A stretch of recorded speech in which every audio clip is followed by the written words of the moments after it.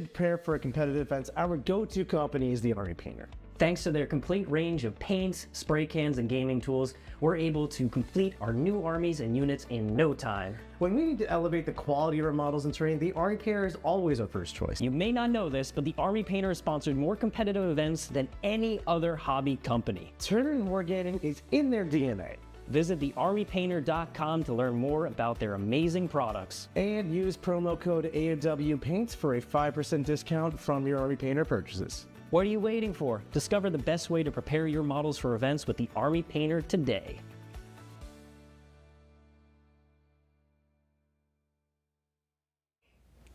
Jack, today is time for the best tier list Art of War has done ever, at least since the last Eldar tier list. Because today, we are ranking every single unit in the Eldar Index, excluding Forge World, because this is already going to be very long and there's like a million bad Forge World indexes. I'm pretty sure I just got roped into this, being your second, because you just like talking about Eldar to me. I do. That is in fact true.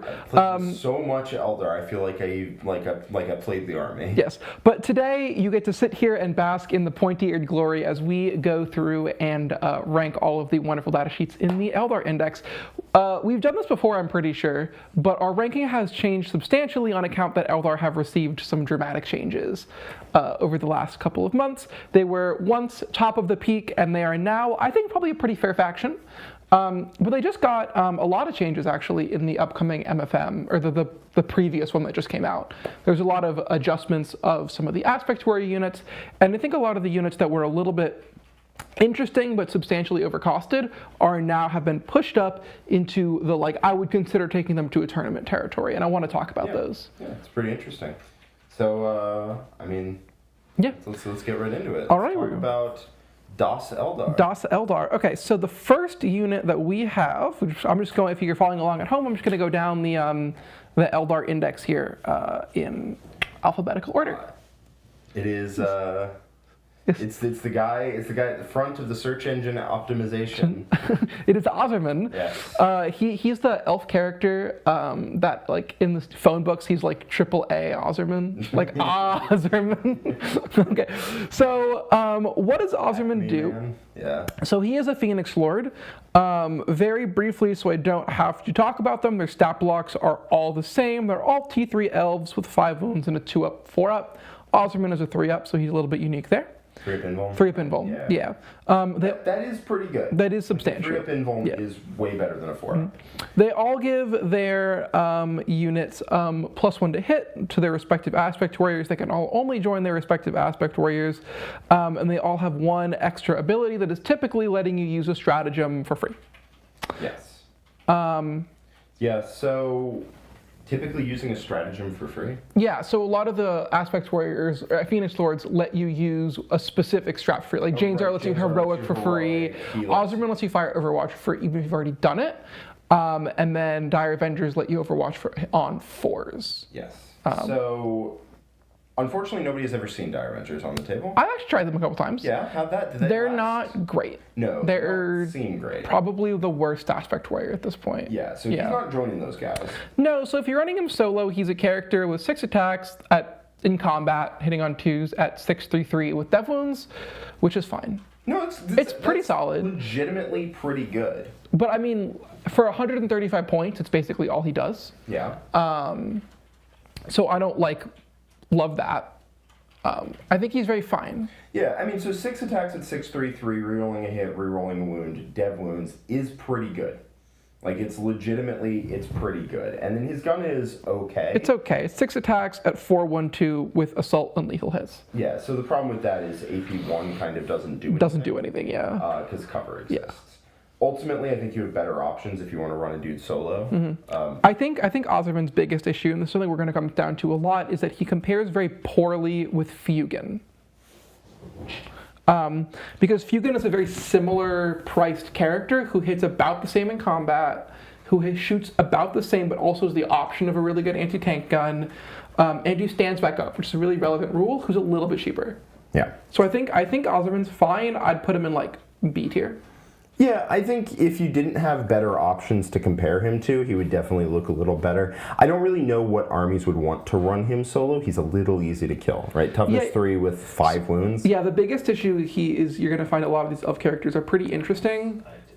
Whoops. not A tier for Asureman, he's B tier for Bozerman. Yeah, Bozerman he's alright. He's fine. You're not going to get me excited about him, and he will almost never make an elf list. That is aiming to compete at top tables. I've run him like 3 or 4 times in in games here at the house, testing him out, and he's been disappointing every time. He just dies too quickly. He just dies too quickly. His offense really isn't the problem. It's really not. Like, if he was a little cheaper or a little more durable, if he was a Space Marine captain level durability... Or he had a rule that did literally anything, because you don't want him to join his unit. His unit, the Dire Avengers are actively bad. Like, you can compare him to Fuegon, who has, well, we'll get to that. Yeah. But a Feel No Pain and stands back up. Yeah, okay, Asureman maybe hits a little harder, but like... But like, a little harder.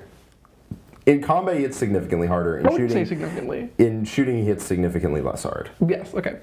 You know what? You know what is not B tier, though? What? You know what's a W tier? What's next? For the War Room.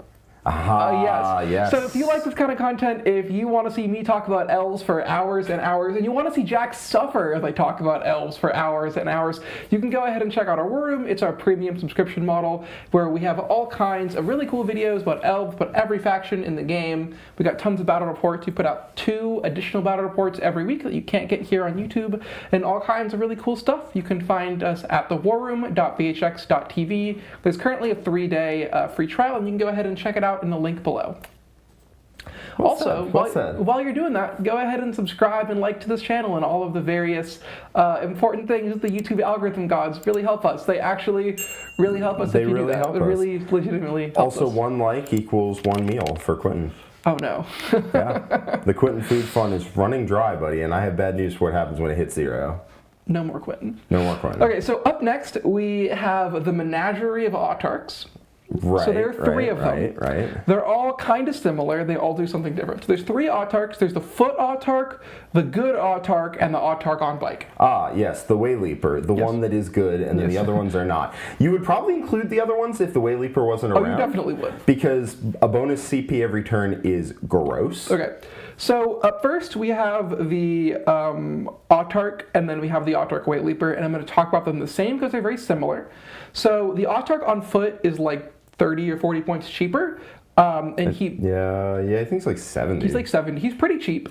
And then in terms of stat lines, they're basically exactly the same. They're an elf character with 4 wounds and a 3-up, 4-up. They have a variety of guns that are all pretty good. If you take the correct combo, they have a good melt-a-gun with a reroll hit and wound, and they have a combat equivalent to like a Space Marine captain. So they're pretty solid in shooting and combat. Yeah, I mean, equivalent to a Space Marine captain is reaching, but yeah. 5 attacks, it's 6, 3, 2. 6, 2, 2. 6, 2, 2. And they hit on 3s. That's fair. I mean, yeah, whatever. It's like, he's like, listen, fine. dude, I have a captain that's 10 attacks, 10, 3, 3, Not all of us can be Black Templars. So all Autarchs give you a CP in your command phase if they exist. You don't have to roll for it, you just get it, which is quite good. And then all the Autarchs all have a different rule. So the Autarch on foot moves 7, and he lets his unit use an additional stratagem each turn. Not for free, just you get to use it again. Get to use it. Double Phantasm legitimately is not horrible. The big issue is that Battle Tactic? I don't think so. Who cares? Whatever. Yeah. The big issue is that there aren't really any awesome Elder Battle Tactics, and you can only train Guardians. And if I'm taking Guardians, I don't want to put an expensive character in there. Yeah. So the Autarch has problems in what he can join, not necessarily in his rules. He's not a bad character, though. He's all right. I mean, the reason you're taking him is to get that extra CP every turn. I mean, as like a guy who is fairly cheap and gives you a CP and then like runs out with a funny melt-a-gun and shoots you and then kills the last Space Marine in a unit, he's like not bad. Yeah, he legitimately isn't. I've seen Autarch Wayleapers, which is the good one. Yeah. I've seen Autarch Wayleapers do some ridiculous things by themselves. Yeah. Because they're tough to kill because they have... I mean, they're a lone operative. Yeah. So this guy's not a lone operative. Yeah, that dude isn't. But so we'll get to his better brother in a minute. But we're talking specifically about the Autarch on foot. Okay, this dude's fine. He's fine. He's very fine. I think I would even take him in most of my Eldar lists if there was not a way better comparison. Yeah, you're taking an Autarch. Taking an Autarch. And then when you look at the 3 options, you're like, oh, that one. Yeah. So I think we should just go ahead and put this guy in B tier simply for the comparison. Yeah, he's good. He's good. He's fine. You would take him. Yeah. But the Way Leaper, yeah, No. you're looking at the foot guy. The foot guy, it's that guy. The bite guy also not terrible? He's also not Does terrible. he get a fusion gun as well? I forget. He does. We'll get to the bite guy in a little bit. I want to go through that. So in second, we have the Autarch that you definitely take. So Don't spoil the lead, Quentin. What if the Way Leaper is also in B? It's not, though. It's not. This is definitely not. So we have the Autarch Way Leaper, who is offensively the same as the Autarch on foot, but importantly moves an extra 7 inches. And instead of not being a lone op, is a lone operative. Yeah, you didn't want to take the Guardians with him anyway. So he's a lone op, which is way better. Pretty good. And also he flies and gets a deep strike, which I've never actually used before. And he's a 6-inch aura of +1 battle shock, which takes your elf army to leadership 5 across the board, which into some matchups is actually just hilarious. Yeah, it's funny. Yeah, so a lot of times we talk about units that you start a list. Whenever I open a list in the Warhammer app, I every time start with an Autarch Way Leaper. Let me put it this way: I wrote a mono Harlequins list. It's not great, but I wrote one. Yeah. You get benefits for having a Troop Master as your Warlord. Yeah. There was still a Way Leaper as my Warlord. Yeah. So you only get the CP if he's your Warlord, which is the one reason you wouldn't take him, is if you want either a Troop Master or your Vrain, if you're running Ynari or pure Harlequins, because you want their respective bonuses. But if you are running not that, you are taking a Way Leaper and he is being your Warlord.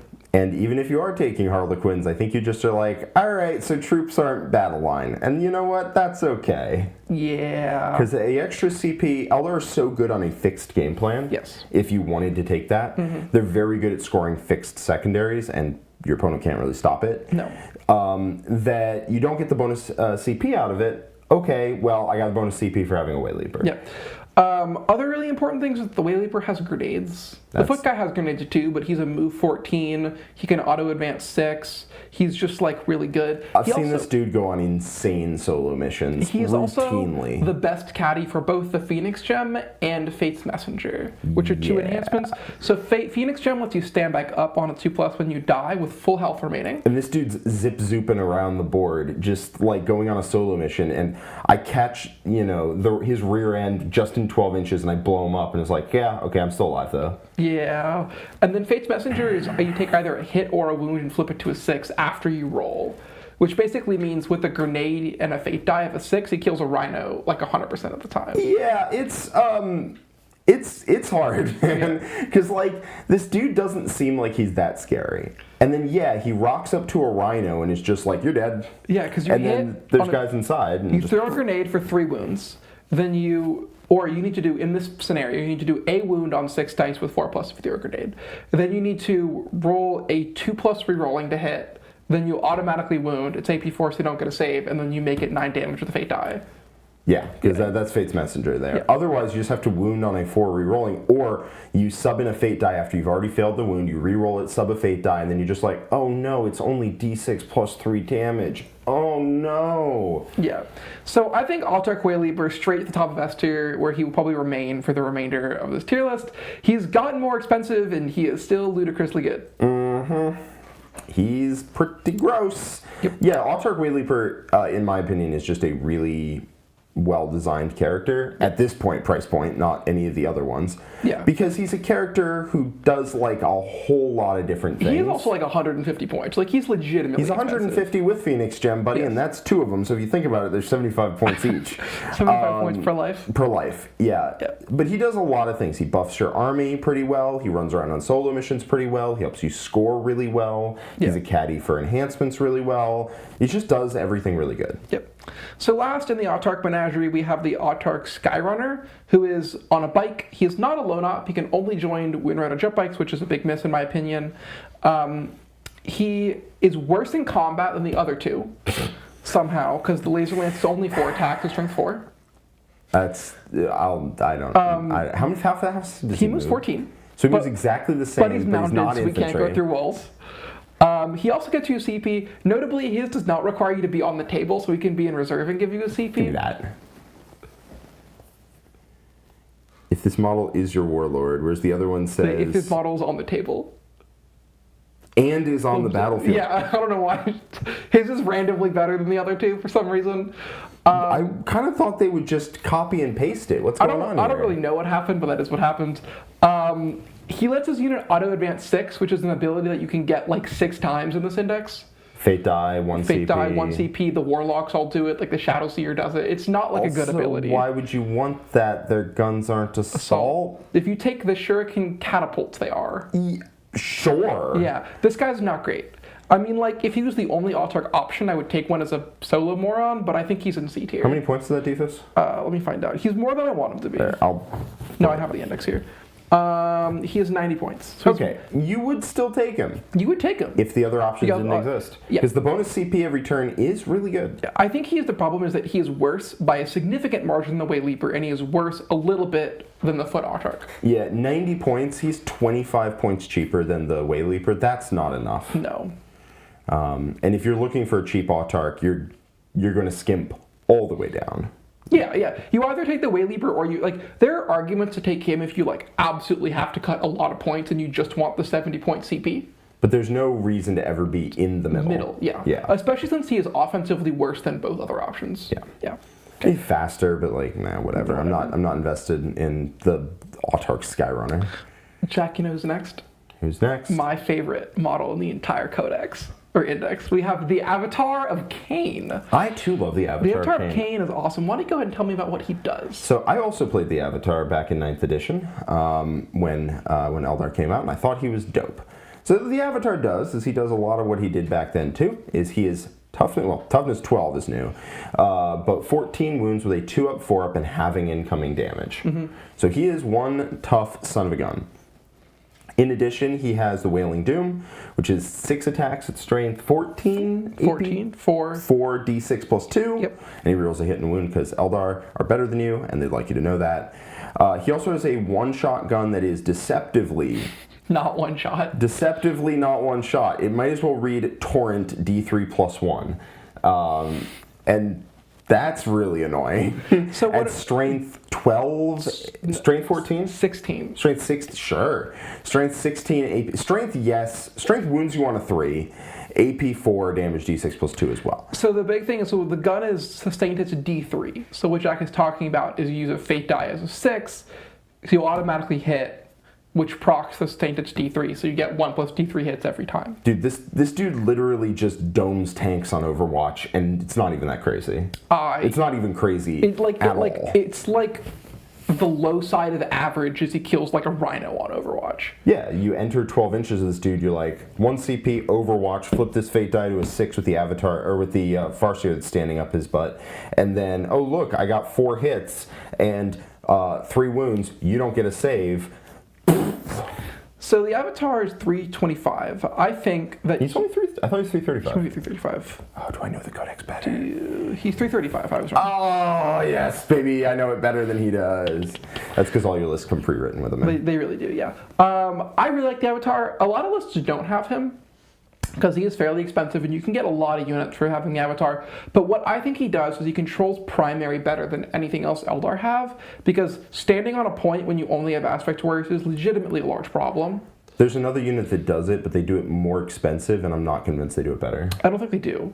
We'll get to that. The other big thing I really like him in today's current meta with a lot of Necrons is we talk about units that kill the Techno most of the time. Where like the Solitaire sometimes does it. The Avatar kills the Technomancer every single time. Yeah, I mean, 2s and 2s with a reroll on both ends, no save, D6 plus 2 with 6 attacks. That's a dead Technomancer. Goodbye. And if you really need to, the first one could be 8 damage. So you just like... But you really don't need to. You really don't need to.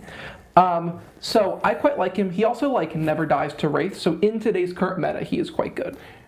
He does die to them, weirdly enough, if they do the flyover mortals and then shoot you. He doesn't die to their combat. Plasmancer, and oh look, your Avatar's dead. He will die to that. Yes. But I think they requires a lot of them to like not be falling back. Yes. He also has an aura of +1 advance, +1 charge, which is quite nice on him.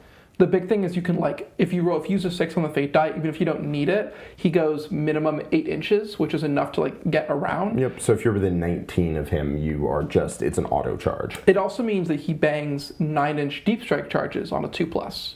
Which is pretty good. Which is quite good, yeah. But if you fail it, You need to roll an 8 with the reroll, but yeah. Then you need to roll an 8 with Yeah. it. Yeah. Yeah, he's really good. He solves a problem that Eldar have. Yeah. Which is that Eldar, for all of their hand-wavy nonsensory, Just die on primary. they die on primary, and they really don't have a good way to tell their opponent, hey, back off. Yeah, so I think he's an S tier. Yeah. I would say he's at least an A tier. He might be. I think he's upper A tier, lower S tier. He is kind of expensive. I'm going to put him in S tier because I really like him. That's fair, and you've used him to great success. It's a great success. But I think there's definitely an argument if you reevaluate that he could be in the upper end of A tier. Yeah. I don't think he's like mandatory in your list, but I think you're never going to be like, I am never disappointed that I have an avatar unless I'm playing like literally T-Sums. Yeah. I mean, really, we'll come back to this with another unit, really. But Eldar are looking to solve the problem of their opponents just staring at a bunch of Toughness 3 idiots and going all in. Yeah. Just all in. What are you going to do about it? And then Eldar are like, I didn't like that very much. I know one big problem that my strategy for when I have to face Eldar is I'm like, cool, well, the math says that my Rhino kills your unit, so I'm just going to shove the Rhino at you. And if you kill the Rhino and kill 8 of the 10 guys inside, the 2 survivors still table you. Yeah, so you really do want to have the fire break in the center of the table of just some dude standing there that your opponent can't just mollywop. Yep. Right? You can just walk up to their toughest units, tie them up, stab them to death, and really make your opponent think about how they're aggressing into you. A Rhino kills Swooping Hawks, a Rhino does not kill the Avatar of Khaine. No, the Avatar of Khaine actually domes it on Overwatch and then walks up and kicks over their sandcastle. Yep. Yeah. Okay. So up next is my old best boy, may he rest in peace, Baharroth. Get wrecked. So I played Baharroth a lot. I don't really know why I'm saying that. yeah, he's a Phoenix Lord. He moves 14. He flies. He has grenades. Like all Phoenix Lord, he gives Swooping Hawks +1 to hit. This is the Swooping Hawk Phoenix Lord. And then he gives them a 6-inch Fire and Fade to his joined unit. That is legitimately not terrible. He shoots and fights okay. He fights like he did last edition, right? I think but AP2 instead. Yeah, he's 6 attacks at 5/2/2. Sustained. Sustained. He's like not bad. No, that's not a terrible profile with a reroll to hit and wound on both ends. I think Baharroth is okay. He is 125 points. It's a little steep. It's a little steep. And I don't really... Swooping Hawks aren't really a damage output unit. A 10-man can be, but then you're committing a lot of points to this unit. Yeah. It's been like fine. Whenever I run Baharroth, and I've done it a couple times, it's been very fine. Yeah, 285 for that unit is not ideal, and Fire and Fade is not their old go like teleport back. It's 6 inches, which means that like a lot of times your opponent will be like, cool, if you want range to me, you're gonna have to step 7 inches forward, and then you can't Fire and Fade behind a wall. Yeah. If it was their old rule where they got to teleport after shooting, If it was their old rule, I would take him. yeah, 285 for that would actually be pretty nuts. Yeah. But 6-inch Fire and Fade is a little clunky on a big unit, and if you take on a small unit, I don't really care. I also like 5-man Hawk units more than I like the 10-man Hawk unit. For sure. He's fine. He's not bad. He's not bad. Probably a B tier, middle of B tier. Yeah, he's all right. He's okay. I just don't feel any particular kind of way about him. Yeah, he's like very fine. B for Baharroth. Yep. Okay. Up next, Jack, we have what is, in my opinion, the most annoying models to build in the entire index. Can you guess what they are? It begins with a B or a C. Banshees? The Corsairs. Corsairs. So we have, up next is Corsair Voidreavers. These the kill team boxes. Yeah. Those things are really obnoxious It's to like build. 10 models, but they're all like custom models, so you can't like interchange them. They have to be assembled the way they are. But like it'll be like one dude's arm is in like 8 pieces. Yep, and they're also spread completely over the sprues.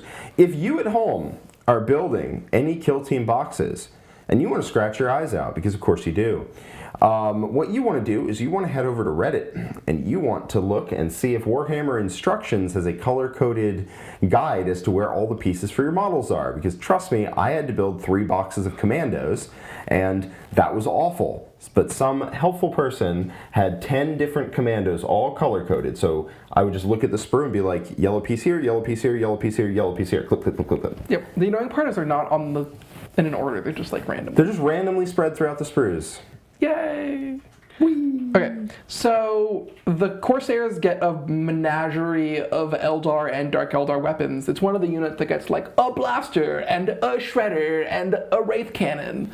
I think it's 2 blasters and a wraith cannon. I think it's what you get. And they all have like power swords or like slightly better bolters. Power swords sound hot until you realize that they're strength 4 AP2. Yeah. 1 damage. They're 2 attacks. 2 attacks, yeah. 2 attacks. I've looked at this unit. Yeah. It does have scout. I don't know. It's like fine, I guess. You get to reroll hits against units on an objective, reroll ones otherwise. How many points are they? They're like 90 It's or something? 70 for the Voidreavers for 5. Okay. They're like not for awful 5? for 5, or 140 for 10. But if you're taking the 5, I think you don't get any of the good weapons. Yeah, you get 1 blaster. You get 1 blaster. If you take a 10-man for 14 points a model, you get a wraith cannon and 2 blasters. Yeah. Which is legitimately not terrible. It's not terrible. They're not terrible. They're fine. No, they're not fine. 14 points a model is way too much for these toughness They 3 scout bozos. though. Sure. I'm not saying they're good. I'm saying they're probably like C tier. They're not D tier. What are the tiers? There's okay. S, A, B, C, D. I don't know, man. Like, they scout, sure, but you could just take rangers for 15 points cheaper that scout I mean, and you could also infiltrate. just take striking scorpions. There are a host of better options. Yeah, I'm saying they're not actively terrible. They're fine. Right, They're like merely bad. 14 points a model is They are still unfortunate. toughness 3, 4-up, save 1 wound, no invuln. Or the Fell Arc gets a 4-up. Sorry. Right. Yeah. Is he called the Fell Arc still? He is still called still the a Fel Fel Arc. Arc, Yeah.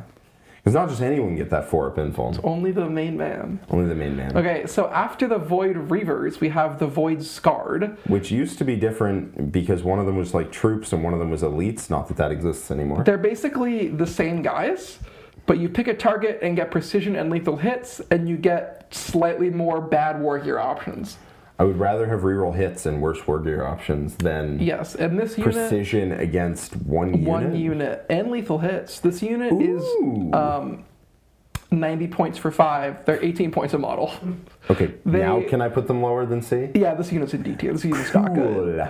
Which is sad because they're really cool models, but they're very not good. Oh, I love how D tier is green, but you just do not want to be in D tier. You really It looks don't. green, it looks nice, but no. Yeah, they're not great. No, they suck. Yeah, the like 1 Wraith Cannon, 2 Blaster. They also can't use Fate Dice, which is kind of annoying. 100 and...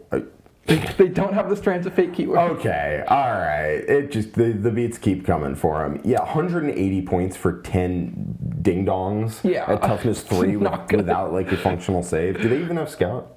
They do have Scout. They keep it. Wow, that's nice. The Wraith Cannon gets ignores cover. But no reroll hits? They get 1 reroll to hit and to wound. Sorry. Sir. They're not good. They're really not good. Okay. Moving on. We have the Crimson Hunter. I actually kind of like the Crimson Hunter. Alright, Quentin, go for it. So you get 2 Bright Lances and then a Pulse Laser, which is like a side-graded Bright Lance. You basically have 3... It's better. 3 shots at 9, 2 D6? D6, yeah. AP2 lets it down significantly, Yeah, but so like, whatever. You get 5 okay to pretty solid anti-tank shots with a hero to hit and a wound. And then you are a toughness 8 flyer with 12 wounds. We get a 5 invuln. And then if you're targeting a unit with fly, you get +1 to hit and +1 to wound. Units that fly is a lot more common than you'd think. I know it's pretty common for sure. It's not always evenly spread among factions. No. Sometimes you show up and you're playing Imperial Guard and they don't have a single model that can fly. So these things I think they're like 160. I believe they are 160, yes. Yeah, they are 160. They don't hover. They don't hover, but they do fly on our aircraft, so you can see the table. They're like not terrible in Necrons because their math is pretty good into Wraith because it's all 2s and 2s. While it is all 2s and 2s, 4-up invuln 5 I feel no pain. You kill like 2. Per Crimson Hunter. Okay. Which is like not bad. It sounds reasonable, Yeah. but the problem is you kill 2 and then they go lone op. Yeah, I'm not saying it's like great. I'm saying it's like, it is what it is, right? Yeah. It's better than maybe it looks at first. It does still not affect the board on turn 1. Nope. And has to show up from reserves on turn 2. So I've actually on the board edge. I have played an okay amount of these things. They're very they are better than I expected them to be. They're not great. Yeah. They're very okay. They're certainly better than the Stormhawk Interceptor. Yes, I would put them in B tier. Okay. Yeah. Okay, so you put that over in B tier for the OKs. Yes, the okays. All right, what is up next? Up next is Dark Reapers. 80 points, if I remember correctly? I think they went up. They might have gone up to 80, but I think that sounds right. They are 80 points, yep. 80 points. Let me guess. Hold on, because I'm not the elder guy here. One shot apiece at 8/2/2. Ignores cover. Correct. Or a shot that's like 2 shots at like 5/1/1. That's correct, yeah. Ignores cover. And then the sergeant gets a wide variety of weapon options where he can probably take the indirect gun that's like 2d6 at like 4/1/1. That's correct. Notably, that one does not ignore cover. Oh my god, I got it right. I got it all right. I'm very proud of myself. They ignore hit modifiers. That's not terrible. They also move 6, which is whatever, instead of moving 7. Yeah. I don't hate these guys. 3 units of them is actually pretty good into a lot of matchups because it picks up trash. Yeah, 240, it picks up trash pretty good. They're a little bit on the expensive side, Yeah. and they're pretty fragile. They're slightly better than fine. I think they are interesting. They're only 80 points. They also fulfill the role of like sitting in your backfield while screening. Yeah, and then occasionally they can poke out and like shoot 4. Yeah, they kill like 3 Plague Marines, which is cute. They'll beat the crap out of scouts. They will. Because like scouts come nearby, they shoot and kill one They're also Dark Reaper. hilariously good in the Elf Mirror match. Yeah, you get to just blast your opponent. Yeah, if you're playing either Eldar or Dark Eldar, they're into Dark Eldar. These things are like nightmare fuel. Yeah. Well, because they actually get to pop boats. Yeah, they also kill scourges. And then they kill scourges. Yeah. They kill all like witches and. I think these are like lower end of A tier. Yeah, the fact that the 4/1/1 indirect gun does not ignores cover is a sizable problem for it. Yeah, it's like they're like slightly better than okay. They're like pretty good, but not amazing. Yeah. Yeah. Okay. They're okay. Yeah, they're fine. So we have up next our first Harlequinn unit, a single tier for their codex. I have a Harlequinn army. I'm really going to be honest with you. I want to use it. Yeah, me too. I want to use it. I don't have an Eldar army. I have a Harlequinn army. Jack, I own 9 boats and the attached troops. It's not a thing you're allowed to do anymore. They're all just sitting on my shelf being pretty. 9 boats? I know 9 boats. Was that ever a thing you did? I mean, it's a thing you could do, I suppose. Yeah. I ran it like once to an RTT. I ran like max boats. Okay. Okay, the Death Jester. The DJ. So there are 2 DJs in the world. They're 2 friends. They're the same model, but this guy is one of those units that gets substantially better when you get an enhancement. If he gets Fate's Messenger, he's good. If he doesn't get Fate's Messenger, he's bad. That's about how it goes. He is a lone op. I know his stats. He's 90 points. 90 points, yeah. Yep. So he goes up to 105 with the Fate's Messenger. And he is 3 shots at 6/1/2 dev wounds. Yep. And he can either get sustained 3, precision, or ignores cover? Yeah. You take, unless you really need the precision. Which most of the time you won't. You take the sustained, it's 3. Yes. What you can do with the precision is you can game it. You can flip a die to a 6. You can fate die in a 6. Like there are ways to make the wound rolls be 6s, but like it's not that reliable. It's not great. Yeah, it's not you can guarantee 4 dev wounds to something. Yeah. And might even be 6 because you get to roll a decent number. Like you roll 3 dice, flip 1 to a 6, re-roll 1 into a 6 because of the fate die. So there's not an insignificant chance. You just are like 6 damage. If you really need to pick a target up, if it's a 4-wound character that absolutely must die, you can just do it with precision, which is cute. But most of the time you're picking sustained touch 3 and you're like being like, I'm rolling 3 dice. 1 is going to be a 6 from a fate die. 1 is going to be flipped into a 6 with Fate's Messenger. So I'm getting minimum 8 hits. Yeah. Well, minimum 9 because you flip a 1, basically. Oh, yeah. And because you have a re-roll, right, because you're Eldar and you're better than your opponent, and that's how that goes. Because you have a re-roll, you get to roll the dice and then re-roll one of them into a 6. Yeah. With a fate die. I quite like the Death Jester. He's also a low nomp, which is like another important part. Yep. I think he's great. I'm going to complain here. This is not about the Death Jester. This is not his fault. He has 4 wounds. Okay. Do you know why that makes me so mad? Because the Solitaire is 3 wounds. The Solitaire used to be the most wounds and the highest toughness of any elf character, and now for some reason the Death Jester is tougher than him. Yeah. The DJ's pretty good. But he's quite good. Does need Fate's Messenger. If you do not have Fate's Messenger, he is quite bad. That's why I want to run multiple DJs, but he's not worth 90 points by himself. No. He's not worth 90, but he is worth 115. 105. 105, sorry. Yeah, I mean, like, I've been writing an elf list recently, don't judge, and he is in it, because I think he's cool. Also, your opponent has to worry about Overwatch. Like, legitimately, it's not like the nastiest Overwatch in the world, but it is one they have to worry about. They put scouts there, and he'll kill them. Yeah, I think he is solidly A tier. Yeah. It's solidly A tier unit. It's a good unit. Yeah, and he's a lot more likely to get those 12 hits than he was last edition. Yeah. Last edition, the 12 hits Autarch, or 12 hits DJ was like, oh my god, what happened? Now it's real, right? You just need to roll a 6 on 3 dice. That happens half the time. Yeah, because you reroll one of them into a 6 with a fate die, and you flip one to a 6, and you're just like, sorry, chief. Yep. So up next we have Dire Avengers. They are Aspect Warriors. I'm going to go over this once. Move 7, Toughness 3, 4-up save, or 3-up save, respectively, and then a 5-up invuln. Their Avenger Shuriken Cannons are like a 3-shot lethal hits AP 1 bolter. They Overwatch slightly better. They Overwatch on 5s. Or 4s if you're on an objective you control. I really don't like this unit. No, they don't shoot hard enough for that Overwatch thing to come into play. I'll be like, haha, I'm going to do it. And then you just like walk into it and you lose 1 Space Marine and you kill my expensive Dire Avenger unit. I have run these guys a lot because I love the models. They're some of my favorite Aspect Warrior models, and they have disappointed me every single time. They're cool, too. They're like the ones that rely on using the bolters good, or shuriken catapults or whatever. They're really cool models. They're like not good. They're not great. Their damage output is pretty anemic, and that just kills them as like an Aspect Warrior viability. So I think our the biggest thing is I ran this unit with Asureman into GSC.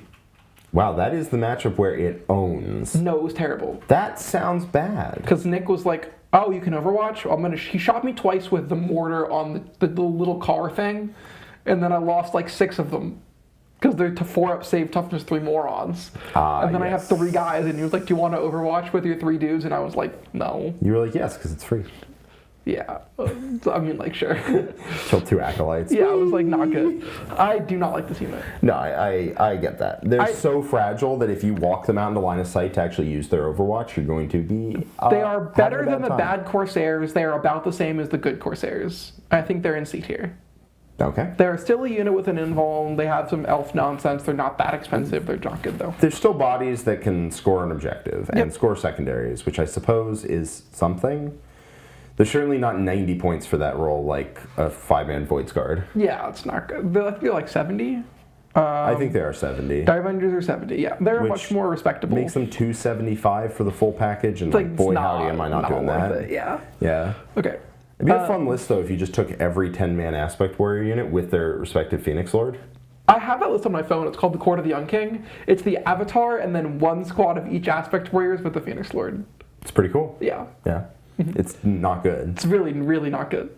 Okay, what do we got next? Eldrad Ulthran. Oh, your cat. My cat. If you don't know, my cat's name is Eldrad. He's very cute.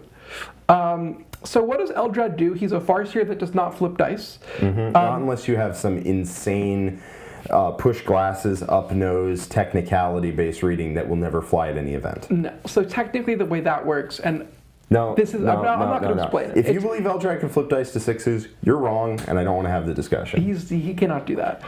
His gun, for some reason, is very bad, and he is bad in combat. He is toughness 4, because he is crystalline.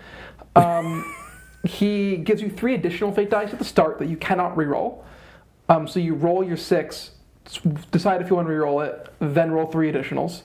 And then his big thing is Doom. Is in your shooting phase, you pick a unit that you can see within 12 and on a Within 18. Within 18, sorry. Within 18. Within 18, and on a 2+, your whole army gets +1 to wound against. And don't denigrate. That ability is good. It is really good. The point is, I wanted the emphasis on like, +1 to wound is amazing, and Eldar love it so much. Yes. The problem is, it's on a 2+, it's within 18, and it requires line of sight, which means that a lot of times he just dies afterwards. Yes. Or you fail it, or you can't target the thing you want because he's just like a guy. He doesn't do anything else. He joins Only Guardians. Guardians. Yeah, that's not great. Yes, if he gets within 18 inches of your opponent's prized possession, only one unit can fire and fade afterwards, and it's not just him. I promise you that. Yeah, he's 110 points. 3 fade dice are nice. Yeah. Wouldn't turn him down, but like... If he could flip dice if he just had that ability on his data sheet, I might consider him over a regular Farseer in a lot of lists. Fair. I could definitely see that. Yeah. Yeah, I could see that. But you would like consider it. It'd be like an interesting choice, and you'd weigh it, and you decide what your list needs and what the meta is. Being within 18 inches in line of sight of an enemy unit is definitely, in the shooting phase, is definitely a lot more risky than being within 12 inches of your unit during the command phase. Yeah. It's far more risky. He's also still like 5 wounds, toughness 4 with the 4-pin while no armor save. Yeah, so if he's by himself, he he's just dead. dies. Yeah. Yeah, and if you include Guardians, it's not like the Guardians are really going to stop him from dying. No. So you're trying to take like little side snipes, and he also moves like, what, 7? 7. So you're advancing. You can theoretically go 13. He's not like terrible. He's just not great. No, he's a little inefficient, and he gets himself killed. Yeah.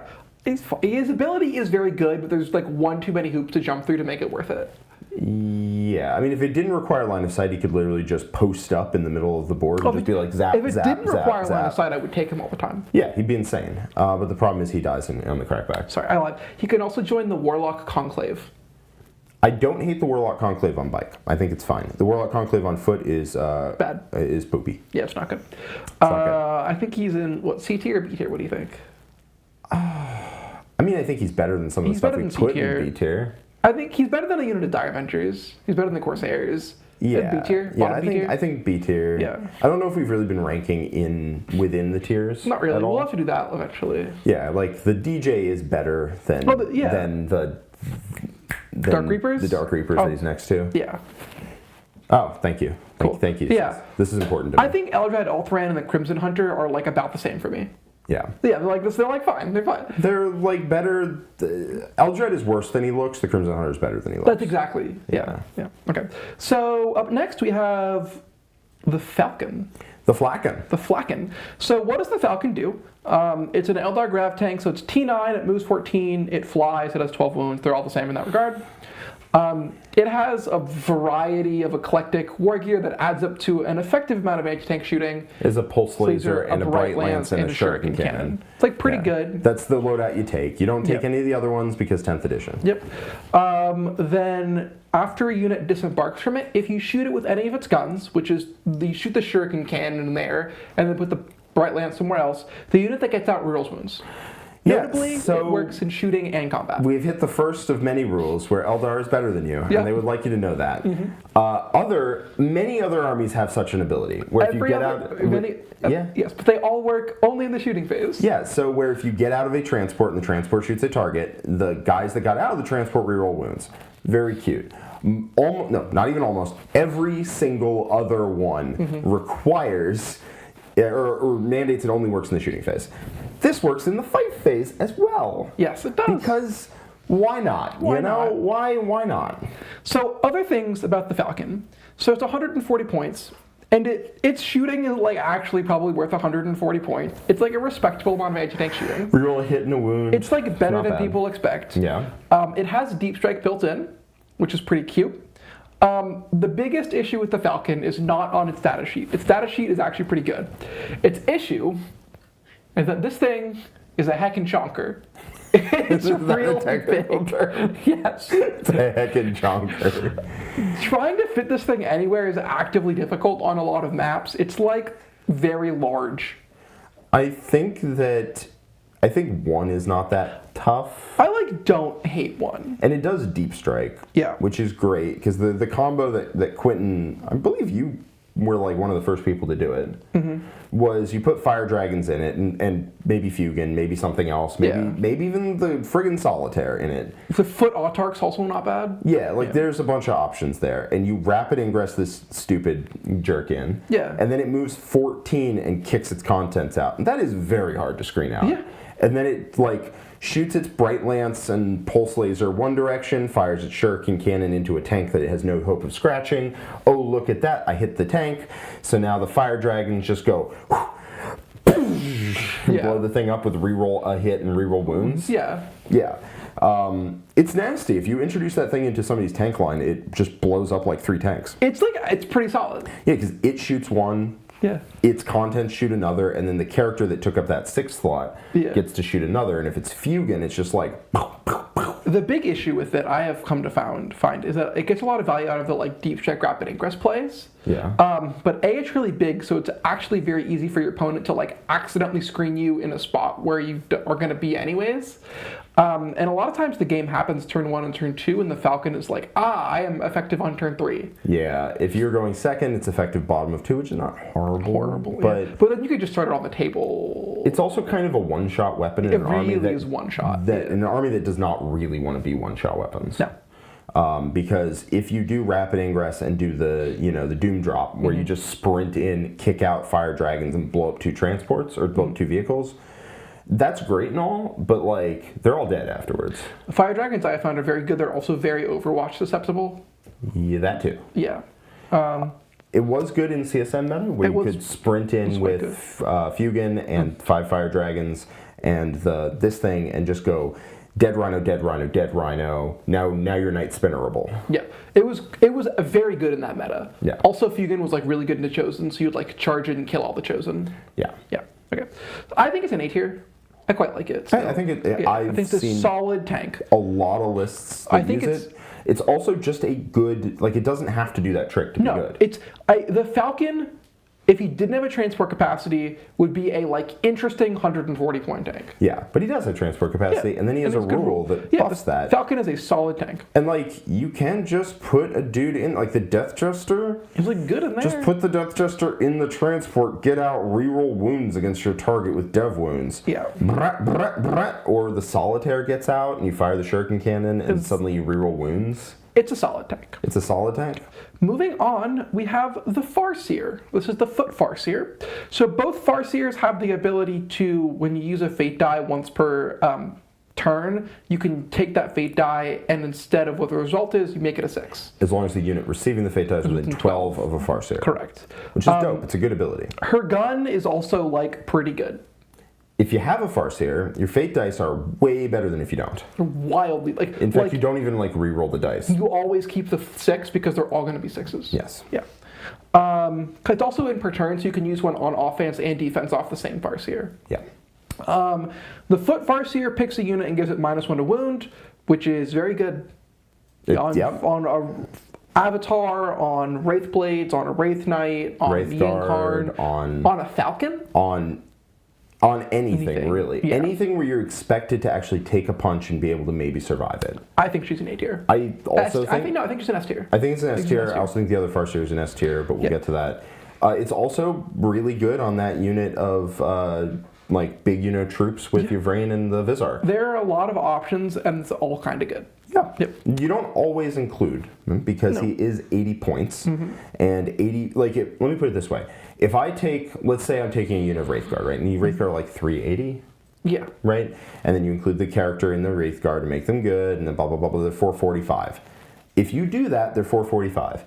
But if you take a Farseer whose only job in life is to hand them -1 to wound, that unit is not 445, it's 525. I get that, but I think the problem is the Farseer does a lot of other things. Her gun is better than everyone expects. A lot of times people drop down in scepters and they're like, what are you going to do about a big boy? And I'm like, the Farseer is going to kill you. I do remember a game where 3 Bolton Scepters shot your Farseer and the Farseer ended up killing them. Yes. The following turn. Yeah. Yeah, that was... I was aggravated. And then the Fate dice is also quite nice. The Fate dice is great. My point is, when you're building your list, what you need to do is you need to try to find multiple roles for a Farseer. Yes. Because if you don't build in multiple roles and you just do them as a buff stick for one unit, it's not worth it. Yeah, that was a... the Farseer also makes the avatar substantially better. Yes, -1 to wound on toughness 12 is gross. Also, the big thing is the 6 is for his magic stick. Yeah, so you run up to him and he's like... Yeah. Okay, the Farseer on bike, basically the same, has 4 guns, which I think is hilarious. Instead of giving -1 to wound, she gives 4 rolls to hit to a unit, which is also pretty good, but is just a different thing. Yep. I think List probably wants a Farseer, or none. If you're going full MSU, you don't want any. But if you're taking like some modicum of larger units, you want a Farseer. At least. Yeah. And I think you pick foot or bike. Yeah. I agree. I think they're both really good. Mm-hmm. The Bikeseer has use in a unit of Wind Riders that I actually think is pretty good. I agree. And was proposed to me by Mr. Quentin Rampage Johnson himself, which we'll talk about when we get there. About the Bikeseer. Yes. Is that the Bikeseer is also a weirdly good unit that is notably better than the Foot Farseer. It's just a good unit because she moves 14 and you can auto advance, and she has an assault gun. So she can do actions really well. Yes, so she can go 20 inches and do actions, which is something I do a lot late game. Also has a weirdly good gun. Yep. And it's long range, man. It's 24 inches. Eldritch Blast D6 shots, blast, 6/2 D3. 24 inches. The Farseers kill stuff they never should a lot. Yeah, no, that makes sense to me. Yeah, okay. I think also an S tier is the Bikeseer. Yes, I for think sure. we should put them together. I think the Bikeseer is a little bit better. Yeah. Because I like guaranteeing offense more than relying on defense. Yeah, but they're both quite good. Both quite good. Okay. Up next is Fire Dragons. I believe this unit is 85 points. I think, yeah, that sounds right. They're 80 or 85, yep. 85, yeah. They have a D6 plus 3 Meltagun, damage Meltagun. They reroll wounds and damage rolls of 1 against monsters and vehicles. I quite like these guys. Yeah, they're really good. Their ability's not that great, but not. Well, you can either stack them a bunch of. I have found putting buffs like Falcons and Fuegon in them makes them not worth it. But as 85 point, we randomly have 5 Meltaguns. The Exarch is. You can either take a Dragon Fusion Gun, which is strength 9 but assault, so he matches the rest of the squad, or you can take a Fire Pike, which is strength 12 and longer range but not assault. It's I can see either one. Yeah. I've been leaning recently toward the fusion gun. Just to get the whole unit advancing. And shooting. And then a lot of times their goal is they run out, they shoot a rhino, they move block, and then they die. It's not a bad roll for 85. No, they're like 5 Meltaguns with the reroll to hit and wound, and then reroll 1s to wound and damage. It's like pretty good. They kill a rhino most of the time. Yeah, they're legitimately scary. They're not scary when they go to your opponent. No. But they're a lot more scarier when you catch your opponent crashing into you. So what I like them for is that a lot of times my opponent will just like drive a rhino at me and be like, cool, it takes you 4 squads to aspect warriors to kill this rhino. And I'm like, okay, I'm just gonna send these fire dragons out. And they make use of reroll a hit and a wound really well. You said they roll 1s to wound as well? Yep. So they roll 1s to wound and a wound, and they're AP 4, so they're pretty reliable. Yeah, they are a reliable anti-tank beast. They also have the grenade skewered. That's pretty good. I think these guys are an A tier. I would tend to agree. Unit. They're just cheap. Yep. And that's good. If they go up a little bit, I'm not going to like them. No, they're definitely they definitely live and die based off the fact that they are efficient. Yes, yeah. They're an efficient 5 Meltaguns. Yeah. Okay. More anti-tank, we have the Fire Prism. This thing, people have not been using it very much. I kind of like it. I think it's being slept on right now. I agree. So what does it get? It's an Eldar Grav tank. We talked about that. It has a built-in reroll hit and wound, so it has 2 rerolls to hit and wound, which means if you are shooting the solid direct profile, it has 4 rerolls to hit and wound. So aggravating. I live for the times when they miss a shot. I know, me too. So it's main shot. Me too. You're the one using it. I get play against Fire Prisms a lot. Oh, really? Yeah. Huh. Yeah. It's 2 shots. Well, that I did not expect. 18 AP4 damage 6. It's a hell of a gun. Yeah. Or 2d6 shots at 6/1/2.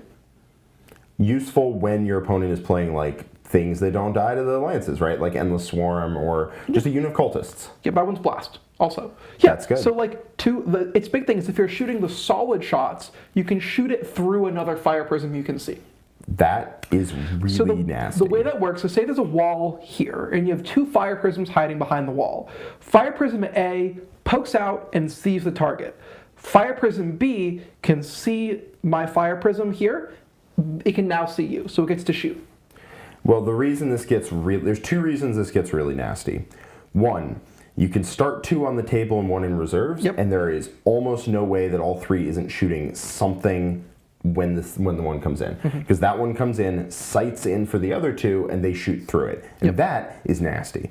That's really nasty.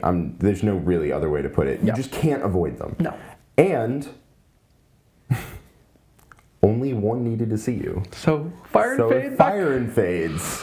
And so that means all 3 can shoot you every turn without you actually being able to do anything about it. Yeah. Which is huge in like shooting matchups, like into Ironstorm, if all 3 fire prisms just get to be like, shot, dead, shot, dead, shot, wound a target, something else finishes it off. Also, end of the movement phase. All 3 fire prisms are safe, and they will do this again next turn. So I think the fire prism has 2 big weaknesses going against it. The first is that no one wants to take it because for some reason it started off in the original index at like 120 points or something insane. I think it was 125. It was like 125. It was ludicrous. At 180, this thing is actually like just pretty good. It's just pretty good. good. No one wants to take it because it went up a whole bunch. I mean, one of the problems Eldar has is vehicles, like real vehicles. It's actually hard to kill. They're hard to kill. They're not impossible to kill, but if your opponent has like 5 of them... It requires substantial effort to kill each one. Right, you need to bring a bunch of your units together, have them do a council, and then together they can kill 1 vehicle. Yes. And if your opponent is like 5 or 6, then all of a sudden you're just like, well, I can kill 1 of those. Yeah. The Fire Prism solves that issue. I think the other big issue with the Fire Prism is that it's really bound to Necrons. I could see that. Yeah. Because you kill like 2 Wraiths with 3 of them, that's just not where you want to be. I mean, I don't think a Catan like loves being shot by 3 of them, but it will be there afterwards. It definitely will be. Yeah. Unless it gets hit, wounded, and fails every single save, and then it will die on average. Yeah, but like... yeah. And then they heal. I quite like them in teams. Yes. I think a 3 Fire Prism Eldar list in teams is actually like very scary for a lot of things. Very scary. Because you can put it on because a lot of times a light board will have like 1 place to hide. And it's not like particularly relevant place. Like no. So you just put like your Fire Prisms in the back and 1 pokes out and blows up 3 tanks and then leaves. Yeah, and then you just ask your opponent, would you like to do that again? This into Dread Mob is quite good. Into Killicans? I can imagine. Yes. What if they were -1 damage? Oh no. Oh no. Oh no. Oh no. Yeah, I think it's an no A tier. lie. I'm legitimately considering a triple Fire Prism list. I actually think it's quite good. Because yeah, it just is, man. In teams, your opponent looks at that and goes, "Well, I could play most Eldar lists. I can't play that." Yeah. Yeah, That's good. That's a legitimately good thing to do. I think you can build a really good like Eldar gun line. I think like 3 Warwalkers, 3 Fire Prisms. Turns out reroll a hit and a wound on high quality anti tank. That's still good. It's really solid. Yeah. Okay, Fire Prism A tier, solid tank. Love it. Next, being slept on. Yeah, I think it is. Up next we have Fuegon. So Fuegon is a Phoenix Lord. He joins Fire Dragons, which he will never do, even if you run both Fuegon and Fire Dragons in the same list. What does he do? Well, he's pretty good in combat. He's 6 attacks at 5/4/3. And then in shooting, he has either 1 shot at 14/4 D6 melt to 6, which is the funniest single shot in the game. Yes. Or 3 shots at 8/3/2 sustained hits D3, which is also a very good profile. I feel like people shoot that less than they should. I agree. I've actively watched a lot of Eldar players shoot like Space Marines in the open, and they'll shoot his single shot because they forget he has the 3 shots. Yeah, that gun is legitimately very good. It's sustained D3. It's what was the profile again? It was like 8/3/2. 8/3/2. That's nuts. It's a good gun. Well, also, like, if you need to, you can sub in a fate die and just make one of them a 6. I do it a lot. He just, like, shoots 5 Space Marines to death most of the time. Also, your opponent needs to worry about Overwatch. Yeah. Because you roll 3 dice. If you get a 6 in there, you use your Eldar reroll to reroll another one, sub in a 6, and all of a sudden you have an average of 6 hits with a reroll to wound, and a Space Marine squad that's doing an action or whatever is just A dead. lot of times he'll just, like, overwatch a squad of scouts and just kill the whole thing. Yep. And I guarantee you that people understand that's coming, but they are not going to see it coming. Nope. Additionally, he stands back up when he dies, and he gets a 5-up Hemlock Pain. He is very good. He is incredibly good, actually. He recently went up to 130. He went from 115 to 130, which 115 feels like ludicrously cheap for him. Yeah. Now, you don't include him in your lists. What is the reason for that? So it's twofold. Okay. The first is that he's one shot with his good gun. I have played railguns, tower railguns myself, and I know the feeling of when they shoot you, they automatically hit and automatically wound. Yeah. And when you shoot them, oops. Like, the problem is, like, he is so all or nothing that sometimes, like, if your opponent has a 5 invuln, you're like, if you don't fail it, my plan is fine. But if you just pass the 5 up, If you do fail it. yeah, if you do fail it, my plan is fine. But if you pass it, I'm like, oh no, can't do anything there, right? Like, there's no redundancy. Additionally, his melee is only strength 5, which means that, like, a lot of times I want him to be killing, like, Inceptors, and he doesn't actually do that well. He can. I've definitely had Fuegon run into a unit and just be like, oh look, I rolled 4 wounds. I'm like, okay, cool, as I pull, a decent number of my units off the board. But, like, yeah, strength 5 is definitely holding him back a little bit. The other big thing, Because he really wants to punch up, and he does not punch up super well. Fuegon is annoying to kill. He is not hard to kill. He's just annoying to kill twice. Yes, he's also only effective within, like, short range of your opponent, and he's 2 assassinate ticks. So if you run him and the Phoenix Gem Wayleaper, that is 4 assassinate ticks right there. Yeah, because if is the they point where your die opponent and just takes stand it. back up, your opponent scores assassinate. Yeah. And then if they die again, your opponent scores it a second time. Yeah. So he is quite good. I personally just think there's better 130 points than I could totally get behind that. I'm very familiar with the idea of, hey, this one shot should kill this vehicle. Yeah. Probably kills this vehicle, but I have to make my plan like it does 0 damage. Yeah. Because if I bank on killing the vehicle and I roll a 1 into a 2, which happens fully 1 in 9 times, then all of a sudden my plan immediately falls apart. Yep. A lot of time, like we were talking, but when I was first talking about Fuegon, I was like, man, he kills a Rhino every time because you hit with the reroll, then you wound with the reroll, then you just make it a bunch of damage, then it's AP4. But a lot of times, you fail to hit, or you fail to wound, or your opponent passes a 6-up because the edge of their tread is in cover, or you don't have the fate die because you spent it on the avatar, and then you roll a 1 on the damage roll. He kills the Rhino, like, half the time. Yeah, each of those odds are low. Yes. But you have to pass 5 gates, each of them likely to work. Yep. But by the time you've gotten through gate 4 or 5... It's like 50-60% that he kills a Rhino? Yeah, because, like, okay, sure, it's 1 in 36 that you miss, but we're now in 35 out of 36. It's 1 in 9 that he fails to wound, but now we're talking, like, 28 out of 36 or something. Then they get a 6-up, suddenly we're down to like 25 or 24 out of 36. I don't know, just running, you can easily crunch these numbers yourself. Yeah. And then if he doesn't have a fate die, he usually requires a 4 or 5 to kill the vehicle, so you need a fate die for him. Like, there's a lot of checks there that add up to suddenly say, hey, you have a decent odds of leaving that vehicle alive. And again, he is also a 130 point character with 2 lives and an invuln and a good gun and good combat with the Fuegon Pain. So like, he's making A tier. He's definitely A tier. Yeah. I think he is upper A tier. My statement was simply, I don't think he is an S tier because I think you can write good lists without him. Yep, I think so. But if you include him, you're going to love him. You know what is S tier though? What's this? This $5 super chat from a hyper-intelligent 40k playing Mallard, who asks, when are we getting a tier list for the ducks in Jack's backyard? # Team Hugh Quackman forever. Thank you, Kyle. Good to know you watch all of our content. How many alt accounts does Kyle have? I don't ask those questions. I can name like 4. They're all really good. Senator Tony Avalanche is pretty good. What is it? Severely intoxicated Lord Solar or something? Yeah, he's really got to get a hold of his drinking problem. He really does. Lord Solar's really getting a little sloppy. But yeah, thank you, Kyle. Okay. Up next, we have Guardian Defenders. Not terrible. Went down from 115, where they were a little overcosted, to 100 points, where I think they're actually really interesting. Guess what?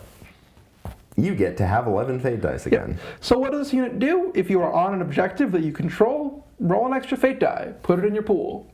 That's good. That is legitimately just very good for 100 points. Their Shuriken catapults are not worth a thing. No. They're garbage. They have a Bright Lance. They do have Bright Lance. That is good. Which is hot. You do take that. But, they're there to hold your home objective, to screen it out. Yep. And get you 5 Fate dice. Yep. They are also, and this is actually a gigantic deal in Eldar, 20 OC. That is a gigantic deal in models. Eldar. Because Eldar have a massive OC problem. Because if someone has OC 6 on a point, you have to put 2 whole squads of Aspect Warriors to take it. I have definitely done that math where I put 2 Wardens on a point, and I'm like, all right, cool, you want to sack 2 units to take this? That's up to you, my dude. Yeah. So they're also 10 models. They're not that expensive. I quite like Guardians now. I think they're good. I think if you have a Farseer in your list, you get a ton of play out of just having almost twice the number of Fate dice you had before. Oh, yeah. Yeah, because before, you know how I'm referencing, you can sub a Fate die in for this, you can sub a Fate die in for that. You only have 6. You only have 6. It's actually hard to use them. Yeah, but if you have some mechanism to get more, yes, which is real, if you have some mechanism to get more, which there's some other options too we'll cover, that's pretty good. Now suddenly you can sub a Fate die in on your turn and your opponent's turn and your turn and your opponent's turn. So I have found over and over again 9 to 10 is a number where I never really hurt for them. Yeah. And this just gets you there. Just gets you there. I think they're good. I think they're a great unit. I wouldn't say they're incredible because there are 11 dudes in this unit and 10 don't do anything. If you could take them for 50 points for 5, they would be an S tier. If I could pay 50 points for just the Bright Lance platform, I might do that. Yeah. Yeah. But 10 models isn't bad, right? No. That strings out and screens out your backfield, which is a job somebody has to do. Yep. And they just do it. They also protect your Farseers from indirect. They also protect your Farseers from indirect because you can join your Farseers to the unit. They have to kill 10 morons before they get to the Farseer. They're not going to do that. They're really not. No, they're going to shoot other stuff. It's the point where it's just not worth it. Yeah. Yeah. And I think that is well worth it, to be honest. Also, Grenade Keyword. Not bad. No. I think also, randomly having a reroll to hit and wound Bright Lance is just really good. Okay. I think they're a solid A-tier unit. I think they're also a solid A-tier unit. I like them. Mm-hmm. Okay. You don't necessarily include them in your army. They are expensive. Yeah. They're almost as much as a squad of Warp Spiders, but I think one is a solid splash tech choice. Something has to hold your home objective. Okay. Something has to. You know what is definitely not going to be holding your home objective? What? The Hemlock Wraithfighter. Sure. It is OC0. It's an Eldar plane. Units within 9 are -1 battle shock and leadership. Yeah, its ability doesn't do anything. Nope. Its guns are good though. They're okay. It's 2. 2 heavy D-sides, D6 shots, Blast. hitting on 4s, blast. I did not see the hitting on 4s part. Yep, 12, 4, 2. No, that's much worse. 18-inch range. Okay, yeah, hitting on 4s part great. is much worse. That's I think much less. The Crimson good. Hunter is far better. Yeah, the nice thing about this is they are cheap. How many points are I there? believe they're 130. The Crimson or the Hemlock Wraithfighter is 155. Okay, so they're not that much cheaper than a... The Crimson Hunter is wildly better than this thing. Yes, it is. It is. And the Crimson Hunter is not amazing. It's fine. Is this a D tier or a C tier? I think it's it might be D tier. I think it's a D tier. I would not pay 155 points. The hitting on 4s really took it from where I was excited about it. Also, for some reason, I thought it was 130, no, it's 155. Yeah. If its guns were torrent like they used to be, it'd be interesting. If the guns were torrent, it'd be gross. Yeah, if they were torrent, you'd take it. It would double its damage output, so that would help. It's not great. I think it's a D tier unit. Yeah. Sorry, Hemlock Wraithfighter. Really cool name, though. It might be C tier, but I'm not invested in this discussion here. Yeah. Howling Banshees went down substantially. They're now 70 points. So what do you get? You get fights first. You get advance and charge. You get a 5-up invuln, which is a 4-up against melee attacks. Dude, I remember when Mirror Swords, what was it, Piercing Strikes? Yeah. Mirror Swords, Piercing 10 Strikes. attacks and damage 2, strength 4 plus 1 to wound. Like run out. AP like 4 too? Yeah, ran out and kill a tank on average was great. Yeah, it's not that anymore. No. So Sad. you get an Executioner, so the Exarch is 4 attacks at 5/2/2. 4 attacks? 4 attacks. And then the rest of the girls are 3 attacks at 4/3/1. So you will sometimes, occasionally, win trash fights, but you will never win more than that. They're not that expensive, which is nice. They advance in charge, which is nice. Yeah, they're fine. decent, legitimately a decent caddy for Jain Zar. They actually are. Yeah. I like 5 in Jain Zar is like a really interesting unit. I think they're like very okay. What are you thinking? Are we thinking like B tier? They don't do a ton of damage, but they are quick. Jain Zar is surprisingly all right in them. Yeah, I think they're a B tier unit. I think they're fine. Okay. I think losing 15 points actually, their issue wasn't they were awful, they were just overcosted. Yeah, and like worst comes to worst, they still have an assault pistol. Yeah. And they're still 70 points. They run around just doing cheap nonsense. Yeah, they're a good cheap nonsense. They also beat the crap out of like scouts. Yeah, they win most skirmish fights. They win. Yeah. They win some skirmish fights. They win some skirmish fights. Yeah. They're a decent skirmish piece. Yeah. I'm not against them. They're also like, man, I need to kill 5 scouts, rangers, whatever. They're a good unit to go through and do that. Yeah, okay. Illic Nightspear. So what does he have? He has a very respectable sniper rifle, 6.33 dev wounds precision. One shot. One shot. Okay. Hits on 2s with heavy, so cute there. Very good into Skitarii Marshals. Well, yeah, and very little else. Very little else. Because the fact his damage cap is damage 3 is a real issue. If he was damage 4, be a lot better. he'd be a lot better. A lot better. There's a lot more models that are 4 wounds than 3. So he can only join Rangers, and he gives his unit Lone Operative. But you do join him to Rangers. Like, that's what you want him to do. Yeah, he's good. Yes, he's good in Rangers. He gives his unit Lone Operative and 4 rolls to wound.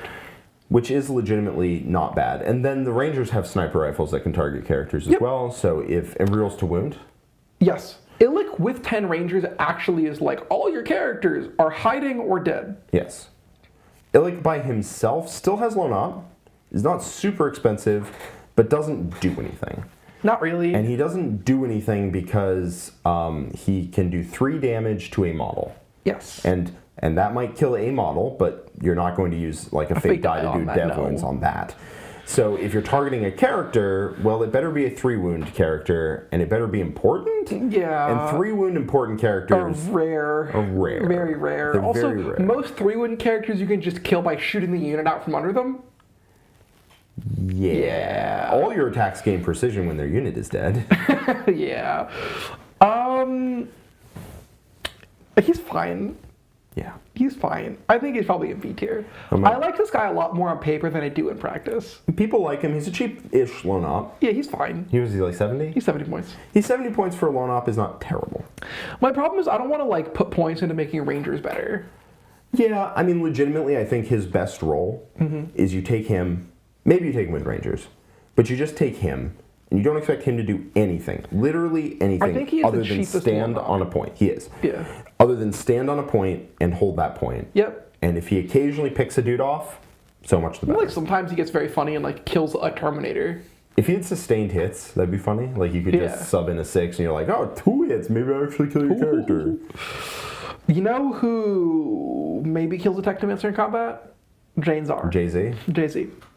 So she shoots funny. Well, little known fact, actually, Jay-Z is named after Jain Zar. He was a 40k player. Really important. That's all true. All true.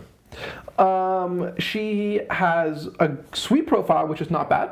Like 12 attacks at 4/3/1. Or AP3 is pretty dope. yeah, it's like pretty good into like gaunts and stuff.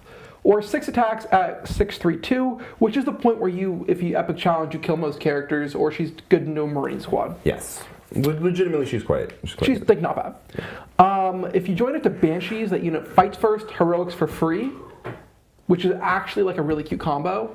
There's a game in the War Room where it's my Eldar versus Nick CSM where you can see I use this combo and it's actually super annoying for him. Yeah, because like he wants to win skirmish fights, but he doesn't want to charge you with a skirmish unit into your skirmish unit and have Jain Zar be like, actually, allow me, and go into that combat, fight first, pick it up, and then you have your skirmish unit, and he lost his, and then Jain Zar gets to do whatever she wants. Yes. And they're not that expensive, right?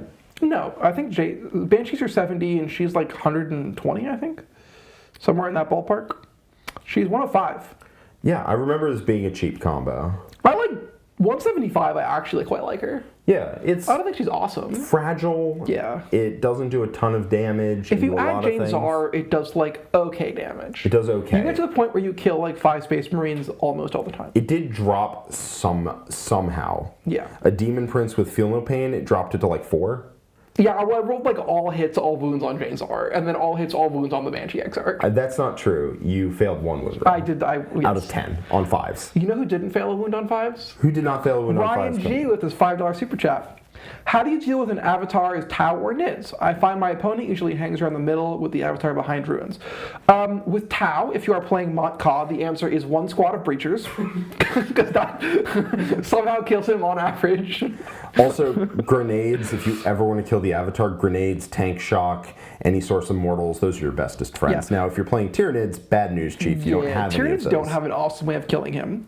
So a really good way that I find is that you just bloom welcome with gargoyles, and then you like hit him with like the whole army, right? Yeah, you just wrap him in gargoyles. You wrap it in gargoyles, you wait for him to fail a battle shock test, and then you shoot him with like 3 Execrans, 3 Maleceptors. Yeah, I mean, like, if you zap him with Battle Shock, Battle Shock, Battle Shock, and then you shoot him with your army at +1 to wound, eventually he'll die. Most of the time, I think what you do is you just ignore him. Yep. And you wrap him in gargoyles repeatedly, and you pretend he doesn't exist, and oh look, there's a bunch of toughness 3 ding-dongs hanging around there, Yeah. and let's shoot those instead. Yeah. Also, if you're playing Invasion Fleet, and you have the unit of Carnifexes with Old One-Eye, They're pretty good into him. they're pretty good, because into him. lethal hits at AP2 damage 1 with 1,000,000 shots It of real to hit adds up really quickly. Because you can shoot him, overwatch him, it's like 10 damage. But Tau Breachers ran really... Breachers do like 13 wounds on average. It's insane. They throw a grenade. Breachers do too much damage. Yeah. But you throw a grenade first, then you shoot him, and if he's still alive, then you shoot him with something else. Yeah, that is with lethal hits and real wounds and real hits. But yeah. Also, if you ever need to stop him from doing anything for a turn, you charge him with a weak vehicle and a multiple model unit, and you ask him would he like to use his strike profile or his sweep profile. Because the sweep profile ain't going to kill the vehicle, and the strike profile ain't going to kill 10 dudes. Yep. So he's stuck. He's stuck. We have to rank Jain Zar I would say B tier. B tier. I think put her next to the Banshees. She's all right. She's all right. I think she's better than the Banshees even. She probably is better than the Banshees. Okay. A unit that makes me want to sigh because I want to love him so much. We have Karandras. So, what does Karandras get? Uncle K. Uncle K. He is okay in combat. He's 5 attacks at 832, which is pretty good even. And then he gets exploding 4s. Sustained hits and critical hits on 4s. Which is sometimes 10 hits and sometimes 4, and I never know which one it's going to be. But neither does your opponent. No. So he also has Dev Wounds, which is cute. Karandras is not bad on paper, but the problem is his ideal target is like units of 5 Space Marines, which is not like what I need to be killing. No, you need Karandras to hit things really hard. Yeah. And he doesn't. Because he moves 7, doesn't advance in charge. He infiltrates, which is nice. Toughness 3 with a 2-up, 5-up. And then he's like more points. He's 100 points. It's a consistent theme in Eldar that it used to be in 9th edition, there were units that hit hard in combat. Yeah. You had to take specialized units, but when you did, they did the job. Yeah. They just kind of removed a lot of that from 10th edition Eldar. Like 10th edition Eldar are shooting army through and through. Oh yeah. And all their combat selects, like the shooting options are really good. Like Bright Lances with real a hit and real a wound. Things like that. Warp Spiders, things in that nature. But their combat units generally tend to cap out at 5 Marines. Even their good ones. Yeah. You'll notice a whole lot of, that probably kills 5 Marines. But outside of the Avatar, I'm never like, that kills a tank. Yeah, it's like the Avatar and Wraithblades. Kind of? Sometimes. Kind of. I think Karandras is like B tier, probably between Illic and Eldrad. Yeah. He's fine. I would say he's all right. He's okay. Okay. How expensive is he? He's 100 points. Okay, that's not that expensive. He's like fine. 165 for him and 5 striking scorpions Yeah, it's like is legitimately not bad. But the problem is if you take enough not bad, You end up with bad. you end up with bad. Yeah. Yeah. You want good. I want units to actually, like when I look at a unit, I want the unit to be selling me on including it in my army. You know I want it to wow me. I want it to really stand out. I don't want it to be like, it's all right. Because all right doesn't make a list. There are so many units. There are 58 Eldar units. Sorry, 62 because I forgot 4 when I made the first count. Oh boy. Yeah. Maugan Ra. He's got the Magatar. I mean, he's got that. Jot that down first off. 6 attacks at shooting at 7/1/2. Ignores cover. Dev wounds. It's fine, I guess. It's not horrible. How many points is he? They always price him the most expensive, and I don't know why. For some reason. He's 130. Well, he comes back to life with a 5 feeling Yeah, he's not great. Or he's 5 attacks in combat at 6/2/2. What's his rule? If he makes an attack against a unit that is below half strength, he gets real hits and wounds. Okay, he's quite bad. He He's shoots less hard than Fuegon, he punches less hard than Fuegon, he doesn't have Feel No Pain, he doesn't come back to life, same price. He's not great. He has longer range, but... Sure. Sure. If Maugan Ra is shooting you, he's getting shot back. Sounds C-tier-ish to me? Yeah, he's a C-tier unit. Yeah. Gross. I want Maugan Ra to be He's such a cool model. They come out with a new model and they just consistently miss, man. They just consistently do not give him good rules. Yeah. Okay. This one people are going to hate me for. Which one is this? The Nightspinner. Rules on this thing did not change. Yeah, I mean, technically you can now advance, but it's at -2, and now you're -2 to charge. So it's still D6 plus 3 shots at blast, dev wounds, indirect fire, twin linked, which is every keyword under the sun. What was it before? -2 to move and can advance? It was -2 move, can advance. And now it's -2 move, -2 advance, and -2 charge. Which is a side grade. It is very side grady. In fact, sometimes I would rather...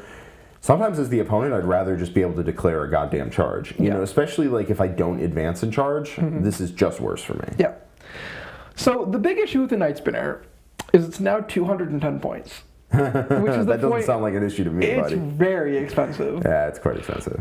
This was previously one of the best units in the entire game, and I think it's just like, you just don't have enough stuff in your list. Did it start out at like 145? It was like 120 within the original. It was like way too cheap. Then it went up to 180, and you still took 3 of them every time. And now it's 210, and you probably don't take any. I will say that's probably the most boring list of the edition, was just triple Nightspinner. Oh, yeah.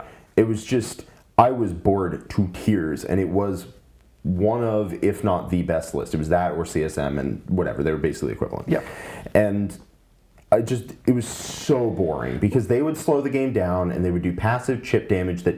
It was like passive chip damage that was more than it should have been. Yeah. More than it should have been, and you just couldn't move. Yeah. And it was really obnoxious. Because you would either target all 3 and like kill a tank for some reason, or you would split fire and like slow everything. I don't know. Well, I remember the first time Nick touched the fire. Yeah. You shot his... You remember this. Yeah. You know exactly what anecdote I'm going to give. Yeah, so you shot his... Hellbrute that was like giving his army all the buffs, and Nick's a smart boy, so Nick was like, you know what I'm going to do? I'm going to let him shoot the first one, then I'm going to Cloud of Fly so he can't keep shooting it, and it'll waste the shooting off of one of his dudes. And so this jerk over here just kills it.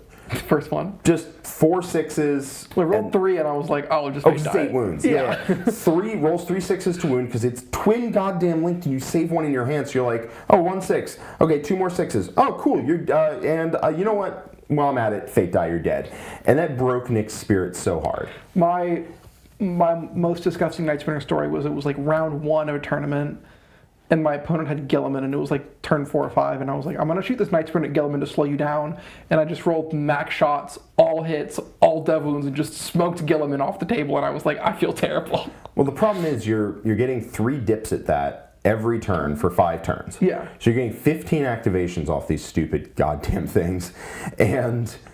Like, this is just pain from when they were 180. Yeah, but now, like, they're so expensive now. Every time you play Eldar, there's a turn where you're just like, okay, things are going okay, and they just roll 6 dev wounds. And then sub a Fate Die in, and you're just like, oh, I just lost a unit. Like, I just lost a tank to this indirect piece. I remember I was at ATC, and I was playing into Eldar, and things were looking good. Like, things were looking great. I was playing Grey Knights, it was really good. And then all of a sudden, 2 of them did 16 mortal wounds to my unit and gutted a unit of Terminators. Yep. Just like randomly, it was just like, hey, what if I rolled 7 6s and subbed to Fate Diane? I think it's B tier. As rules are insane, but it's so expensive. It's so expensive. It's prohibitively expensive. It is also, and as much as we talk about the time that, like, the Nightspinner kills Guilliman, in that same game, 3 of them shot for 3 turns. It did not kill a single intercessor. They are swingy. They are very swingy. It's just occasionally they swing up and occasionally they swing down. Yeah. And the movement penalty on indirect, I'm looking at you, Earthshaker batteries, just shouldn't be a thing. No. But we're exploring the depths of what happens when you don't change rules. You just change points. And I mean, like, technically they did change the rules, but it's side graded, so whatever. At 210 points, the thing's not that good. No. But, like, what it does is still broken. It's just waiting. I could consider one. If it ever goes down again, you'd take it. Yeah, and, like, you have a real hard time defending not taking 3 if it goes down. Yeah. Okay. Prince Yriel. He slaps in combat, 5 attacks, sitting on 2 at 6/3/3. I was shocked. I read his data sheet, and I was just like, what? You know he's got a Crone Sword? A what? The Crone Sword. The Yncarne you're trying to get the Crone Swords to resurrect you need. He has a Crone Sword. His Spear of Twilight's a Crone Sword. I see. Which is why it's so good. Yeah, he's got hands. I think there's literally a message from me to you where I was like, damn, Prince Yriel has hands. I read his I expected him to have a Dire Sword, and I was like, what? Why is he so good in combat? He's not, like, that good in combat, but he is pretty solid. Real A hit and A wound goes a long way for these units. He gives the unit +1 OC. And then he gives you 3 redeploys that are bad redeploys. It's before you know who's going first? It's before you know who's going first. Are you sure? Yes. Because we were talking about running him in the triple Wraith Knight meta.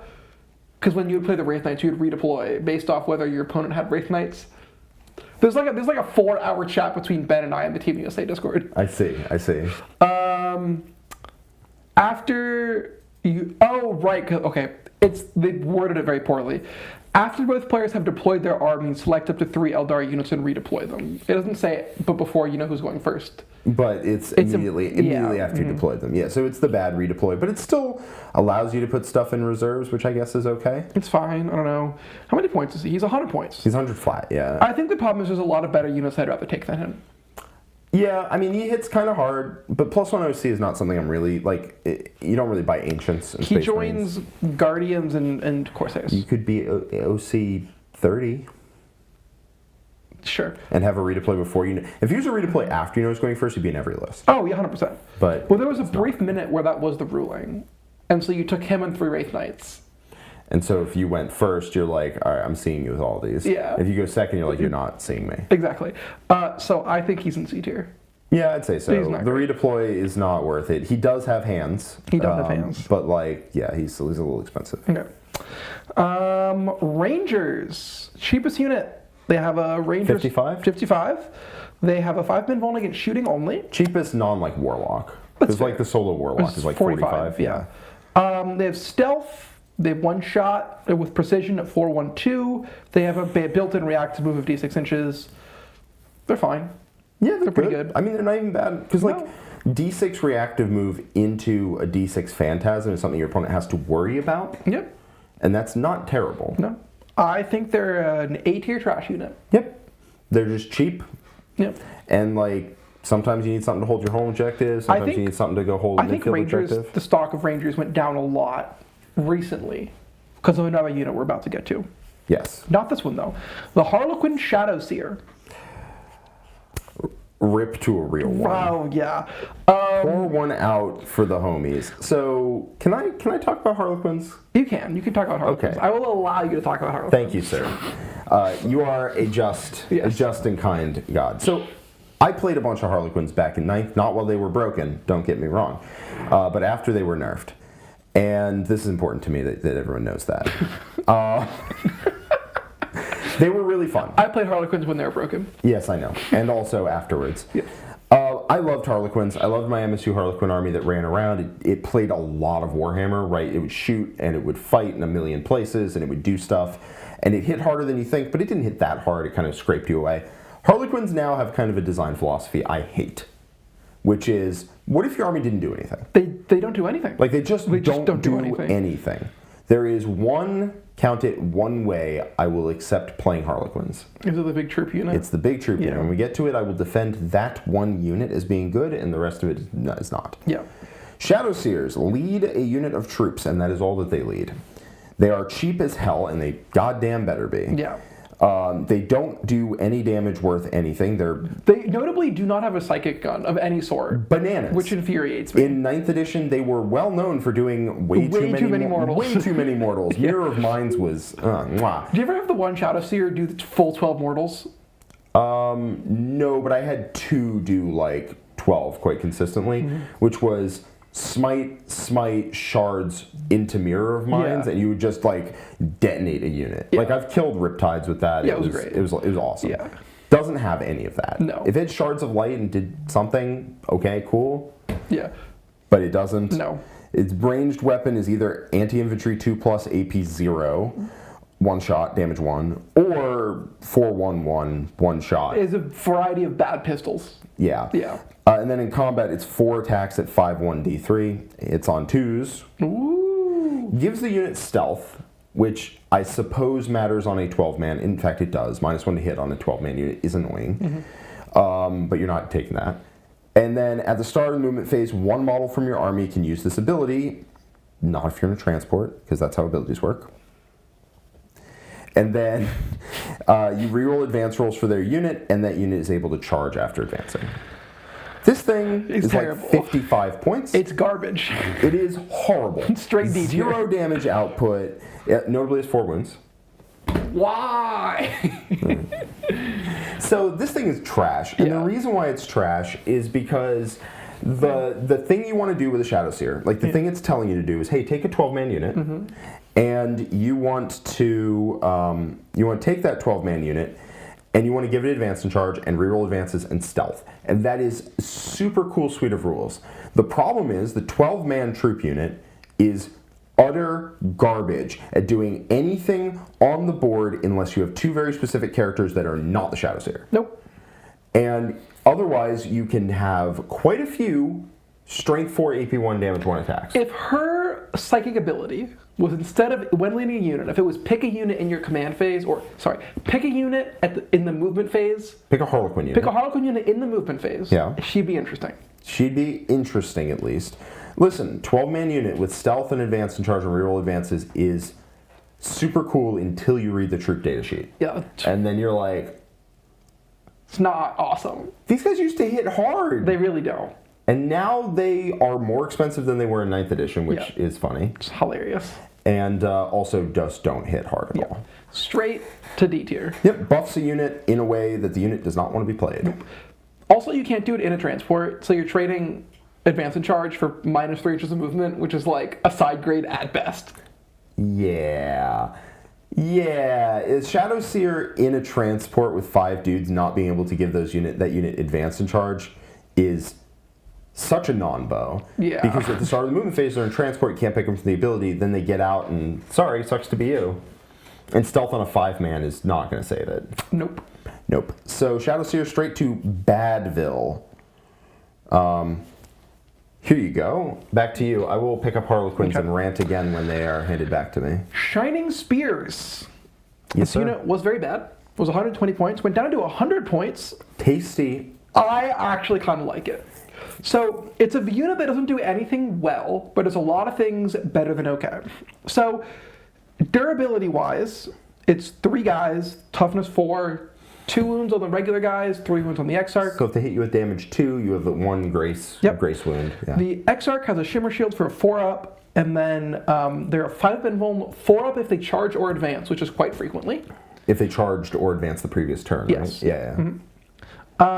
They're always -1 to hit, shooting in combat. That's So like annoying to kill. they're not hard to kill. They are more annoying to kill than a lot of people expect. Also, this unit is OC 6 total, which solves the aforementioned OC 6 problem. Yeah. Yep.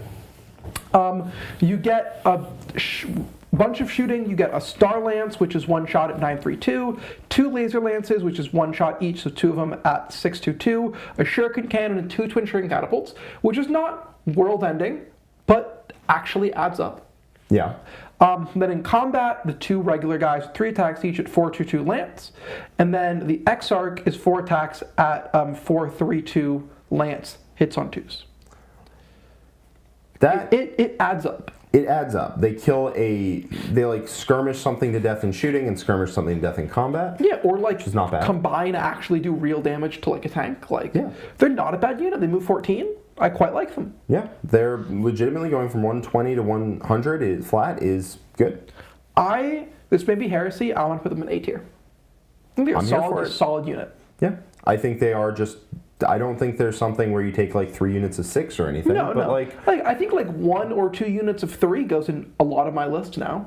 Yeah, it's pretty good. 1 unit, yeah. It's pretty good. Gets a lot better in GW format too. It really does. Where it can go straight over a lot of the terrain rather, instead of having to go around like in W2C. And I think it's layout 1 or 2 that has the Yncarne hole. They're really good there. Yeah. The Yncarne hole is great. Okay, Shroud Runners. 80 points for these guys. They scout 9. They have stealth. That's a good roll. 3 wound Eldar jet bike for the 5 pinball. Love that. They have a scatter laser and a ranger long rifle. Okay. They pick a unit and it gets lethal hits. Sorry, they pick one of you and an enemy unit, and your whole army gets lethal hits against that. Whole army. Yep. I remember it used to be like they could ignore cover against a target, but it was only for outcasts. All Eldari models get lethal hits when targeting that unit.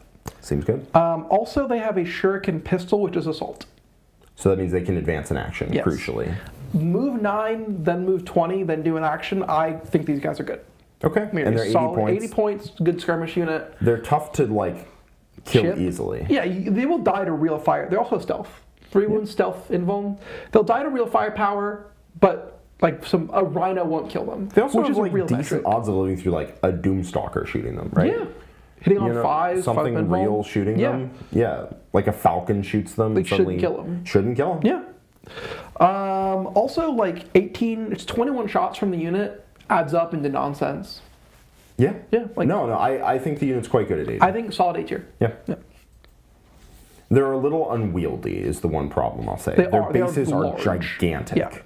So having too many of them is kind of a problem. I think they and Spears occupy a similar, like 1 3-man splashed in. Yes, because Spears also have gigantic bases. Yeah. Okay. Skyweavers. These are for you. So I never played them in 9th. They were all right. And they're probably the best, no, they're definitely the best standalone Harlequin unit. Oh, absolutely. Yeah. They're not super expensive. They're 95 for 2 or 190 for 4, which is not super expensive. But here's where we get to the part where Harlequins just don't have rules. So it used to be they were -1 to hit, and they had no rerolls. I think they were -1 to hit, and the boats were -1 to hit, no rerolls. There were no rerolls, but not base -1 to hit and shooting, only in combat. Okay, cool. I didn't play them in 9th. Yeah. Anyway, what they are now is none of that. So they are fairly easy. They don't even have stealth. They don't have stealth. I don't know why they don't. Harlequin stuff should just have stealth. They really should have stealth, yeah. But, hopefully, whatever. I like my Harlequins. I don't play Eldar. Yeah. So they're toughness 4 with 3 wounds and a 4-up invuln, which is not super hard to kill for 42.5 points a model. What they do give you is they move 14, they're OC2, which is all right. What they have is a cannon, a Haywire cannon specifically. You could take a Shuriken cannon, but you won't. You take the Haywire cannon, which is 2 shots, anti-vehicle 4+, dev wounds. So if you have a unit of 2, that's 4 shots, damage 3. And it's not unrealistic. A unit of 2 of them won't kill a vehicle. Yeah. Right? That's not really what they do. They will chip a vehicle, though. They will chip a vehicle. And 2 units of 2 should kill a vehicle. Yes. And that is quite solid for that price point. They move really fast, and they're annoying to kill, not like hard to kill. Yeah. You'll notice we're saying a whole lot of annoying to kill. Yeah. They're not tough to kill. No. And because they're not -1 to hit, they're actually easier to kill than the Shroud Runners, who are substantially cheaper. I think they're a low B tier, high C tier unit. I would say so. Anytime I put them in an army, I'm just like, what am I doing? Why am I taking 40+ point models? The problem is there's so many better options than these guys. Yeah, just take a Warwalker. Take a Warwalker for 15 more points. And the Warwalker is the same number of wounds, the same invuln. -1 to wound. Almost double the toughness. Yeah. And is -1 to wound. Yeah. It has 2 bright lances that shoot further than 24 inches. Yeah, these things are not. They're fine. They're all right. They're okay. So if they end a normal move... That rule is useless. So Harlequins consistently just don't have rules in this book. I don't get it. Harlequins were an army that had too many rules, and they just took all of them away and gave nothing. Yeah, if they fly over an enemy unit, you roll a die for each model in the squad, and a 4-up, you do a mortal. Yeah, but so the average is they do one mortal for a 2-man squad. But if you fire and fade, you can do it twice. Oh my god. Yep. Yeah, you can do it with a 4-man, where you like fly over and you drop 2 mortals, then you fire and fade for 2 CP. Yeah. Okay. And drop 2 more mortals. It's not worth it. But like a 4-man unit's just inefficient because what you really want is that reroll to hit and reroll to win. You know that flyover mortal is really, really good into? Our next unit. So the Solitaire is awesome. Yeah. I will say that. So cool. He's so cool. He is my single favorite unit in all of 40k. He just needs to be 5 wounds, not 3. Dude, if he was 5 wounds, he would be in every list I had. Yeah. And that's not even saying he would be like broken. That's just, I love my Solitaire. I painted one up really nice. I have one. I love him. He was so good in the past. So what does the Solitaire do correctly? Okay, so what the Solitaire does, ignoring his hyper-fragile, very swingy defense. Yes. Other than that, he's really good. Yes. He moves 12. He advances and charges. He has 9 attacks at, hit on 2s at 6/2/2, which is a lot of attacks. He fights first, so if you charge him, you might be in Pain Town. Is he 6/2/2 or 6/3/2? 6/2/2. 6/2/2. He used to be 6/3/2. He is now 6/2/2, which is fine. It's 10th edition. It's enough, yeah. It's enough. I'm not asking for more than that. And he fights first with that. He has precision natively, so you don't have to spend for it. He has a 3-up invuln, which is super cool. He advances and charges. He's a lone op. He's fast. He does everything I want the Solitaire to do. In addition, once a game he can blitz. And then he goes Super Saiyan, where instead of advancing D6, he advances 2d6. And then he charges afterwards. And then he has 12 attacks. Yep. And that is sick. Mm-hmm. Like, legitimately, that's sick. The main problem is he is super easy to just randomly kill. He dies to, like, explosions and 1 grenade and, like, the bolter Overwatch. Not right? even like and. What you mean to say is or. Yeah. Like, an explosion or a grenade or, like, 5 bolt pistols will kill this guy. On games of 40k, on tables of 40k, there are random little dribs and drabs of mortal wounds flying everywhere. Yep. Just random explosions or grenades or tank shocks or this or that or the other thing. Just random little dips of damage flying all over the place. And ordinarily, units can take them and absorb them and move on. Maybe Aspect Warriors go down to a 3-man and they keep trucking. Yeah. The Solitaire dies. Also, 3-up invuln, 3 wounds to the point where, like, 10 guardsmen in rapid fire range legitimately probably kill him. I think it's like every time they kill him too. Yeah, because you only have to hand him 9 saves. It's like not that hard. He's a lone operative, and you have to use him with like the utmost of care. If he had Old Phantasm, he was a lot better. He is, yeah, he definitely feels like he's designed with Old Phantasm in mind. I've played into him with Old Phantasm. It was annoying. If you're willing to dedicate Old Phantasm to him, that dude's unkillable. Yeah. Because he just moves, unless you get right on top of him, he Also moves fights behind first. a wall. Yeah, he fights first. Like, the dude is just, with Old Phantasm, move 7 at the end of your movement phase, dude was unkillable if you wanted him to be. I think now he's, like, fine. He's fine. He's fine as a B tier unit. I want to play him so badly. Yeah. But you are just, like, a funny grenade away from dying. And, like, your opponent has to worry that you're going to Phantasm out of range. But also, like, if you, like, don't kill a full squad of Space Marines and 2 survive, they could totally just, like, punch him and kill him. You're not, like, -1 to hit or anything. You're just there, yeah. You're not -1 to wound. Like, legitimately, 3 Marines with 9 attacks are just like, oh, take 4 saves on average. And if you just happen to fail a couple of those, you're dead. Yep. If there's a Power Fist, the Power Fist forces 2 saves. You fail one of those, you're down to 1. The Chainsword forces 3 saves. You fail one of those, you're dead. Yeah, that's Solitaire life right there. Yep. Okay, the Spiritseer. Character, her offense is irrelevant. Her defense is irrelevant. Her offense is she gives her unit +1 to hit, and then they beat your ass. Yeah. So what does she do? She joins Wraithguard or Wraithblades, and she gives them lethal hits and +1 to hit, which is great. It's pretty good. Really good. That's pretty good. Also, she resurrects in your command phase a bodyguard unit. She picks one of the bodyguard models, comes back to life. It used to be in each player's command phase because they didn't know how to write, and they just gave Eldar wildly better rules. Only some of those are still left. I think her by herself is still a great unit. She is less good because Wraithguard and Wraithblades are less good, but I think she is a good support character. If I'm taking one of the big 10-man Wraith bricks, I'm taking one of these models. Yeah, I think she just lands in A2. I think solid A2 unit. Yeah, solid A2. She's just a good buff character for a decent unit. Oh, yay, we're back to Harlequins. Starweavers actually might be the best unit. Psych, I said it was about the other ones, but it might be. It's definitely the Starweaver. The Starweaver is a good transport. It's okay. It's okay. All right. So Starweavers, they move 14. Their toughness 6 with 6 wounds, 4 invuln, and not a rule. They have Deadly Demise 1 and Firing Dex 6. They are OC 1, which is embarrassing. It's actually a huge problem. It's a huge problem. They don't have stealth. Why does all this Harlequin stuff not have stealth? What's going on here? So you take a Shadowseer? Like, I get it. Eldar don't need buffs, but like pure Harlequins is... I've heard from people that pure Harlequins is a good army. It's not. I don't know what kind of thing they're smoking, right? I don't know what they're on. It's not a good army. It's not a good army. It's not a good army. It doesn't do anything. So like giving Starweavers stealth would have been fine because they don't see play right now. It wouldn't push the power level of the army very much. But if you want to run pure Harlequins, you definitely want to run some Starweavers. If you get Starweaver stealth though, Liam VSL would be unstoppable. Sure. Okay. All right. What they do have is 2 Shuriken Cannons, and Shuriken Cannons with real hit and a wound are pretty not solid. terrible. Yeah. They don't ignore cover, so whatever. Their OC 1, their melee weapon is anemic, strength 3, which is fine, I suppose. Their toughness 6, which holds them back. The main reason they're all right is they scoop units back up at the end of the fight phase, which unfortunately does not apply to your brain. No.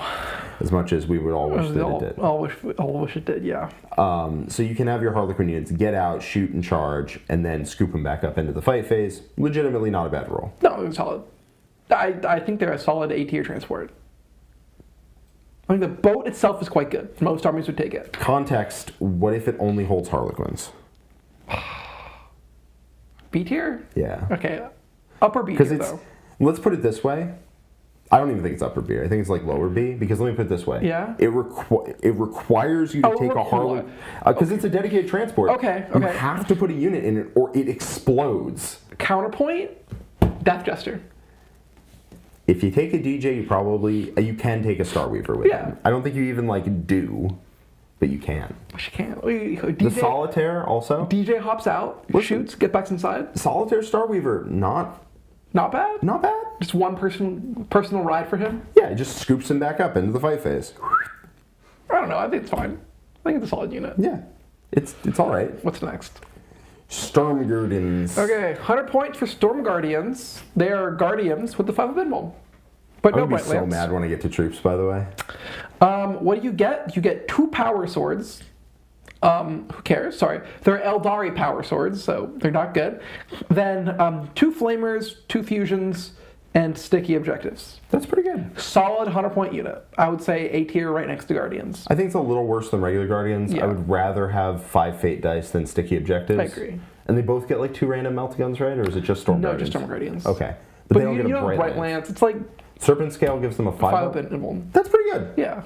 I think they're about the same as regular Guardians. They kind of hold your home objective. Yeah, I think you want one unit maybe of one or the other. You probably don't want both. Yeah.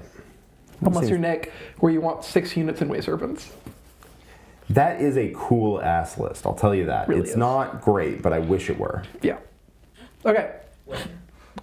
B tier. B tier, or A tier next to regular Guardians. Right below regular Guardians. Yeah, right below regular Guardians. Okay. I might get some flack in the chat for this next one. Striking Scorpions. Yeah. Down to 65 points. What were they? They were 85. Oh no. Oh, brother. So they're now 65. 65's tasty. So they hit bad but okay in combat. They're 4 attacks each with sustained hits and dev wounds at 401. And then the Exarch is 5 attacks hitting on 3s at 412. And they have pistols and they infiltrate and they're 3-up save. For 65, that's not bad. I think these guys are upper A tier. Compares fairly favorably to Scouts. I think they're a little worse, but I think most of my Eldar units are going to have 3 of these things. Eldar lists are going to have 3 of these things. 3? You think 3? 2 or 3. Yeah. They're very cheap. They're dirt cheap. They start in midboard, and they do beat up on like nonsense. They beat up on nonsense. You can't. They don't. They pass the Rhino test, which is an important test for Eldar. Do they kill a Rhino? Does a Rhino kill them? Yeah. There you go. They don't necessarily pass it with flying colors. They don't, but like they should pass it. They can tie up a Rhino in combat. I don't care if I lose them. They infiltrate. They're better than Rangers. I quite like this unit a lot. Yeah. They're a good first thing to go out and die. I do think that if a Chaos Rhino wants them dead, I think the Chaos Rhino's going to get them dead. Maybe. Well, because he runs up and he's like, here, take 9 saves. Yeah. Yeah, but then... And then they tank shock you. If they punch you. If they tank shock and stuff, then they probably die. Yeah. Okay. Support weapons. Eldar. Went up to 135. Okay. This is a unit that really needs to be 3 separate units. Because the Shadowweaver and the Vibro Cannon are not worth 135, and the D Cannon is probably fair at 135. So it's a it could always be more. Very fragile tank thing that moves 3 inches. If it hits you, you're -1 to hit, and then its main gun is D3 shots, blast, heavy, indirect fire, dev wounds at 16/4 D6+2. They need to go through every codex and do a control, like a search function for any gun that has heavy and indirect fire. Yes, and just remove them. Just remove them. One or the other. One or the other. You get one. Sorry, I don't know why you get to stand still and offset the penalty. I don't get that either. Because like you know what has to really gives up something to stand still. A unit that shoots you no matter where you are. Yeah. Now it is 24-inch range, which is its big downside, and it's slow as nails. I don't know that's really a phrase. Tough as nails is a phrase. Yes. Slow as a turtle. As a turtle. Slow as a turtle. Yeah, it's very slow. Very is the point. It moves 3. To the point that like if you wrap this thing, it can't fall back. Granted, that's more stunting on the Eldar player than anything else. But like, yeah, it's slow to the point where you can pre-measure it. 27 inches, and it can't shoot you. Yep. And very often you can measure where the wall is it wants to hide behind. And you measure 24, and if you're behind that, it can't shoot you. Yep. So, when this thing was 55 points, I think it was the best unit the game has ever seen. I think at 135, it's like a solid A tier unit.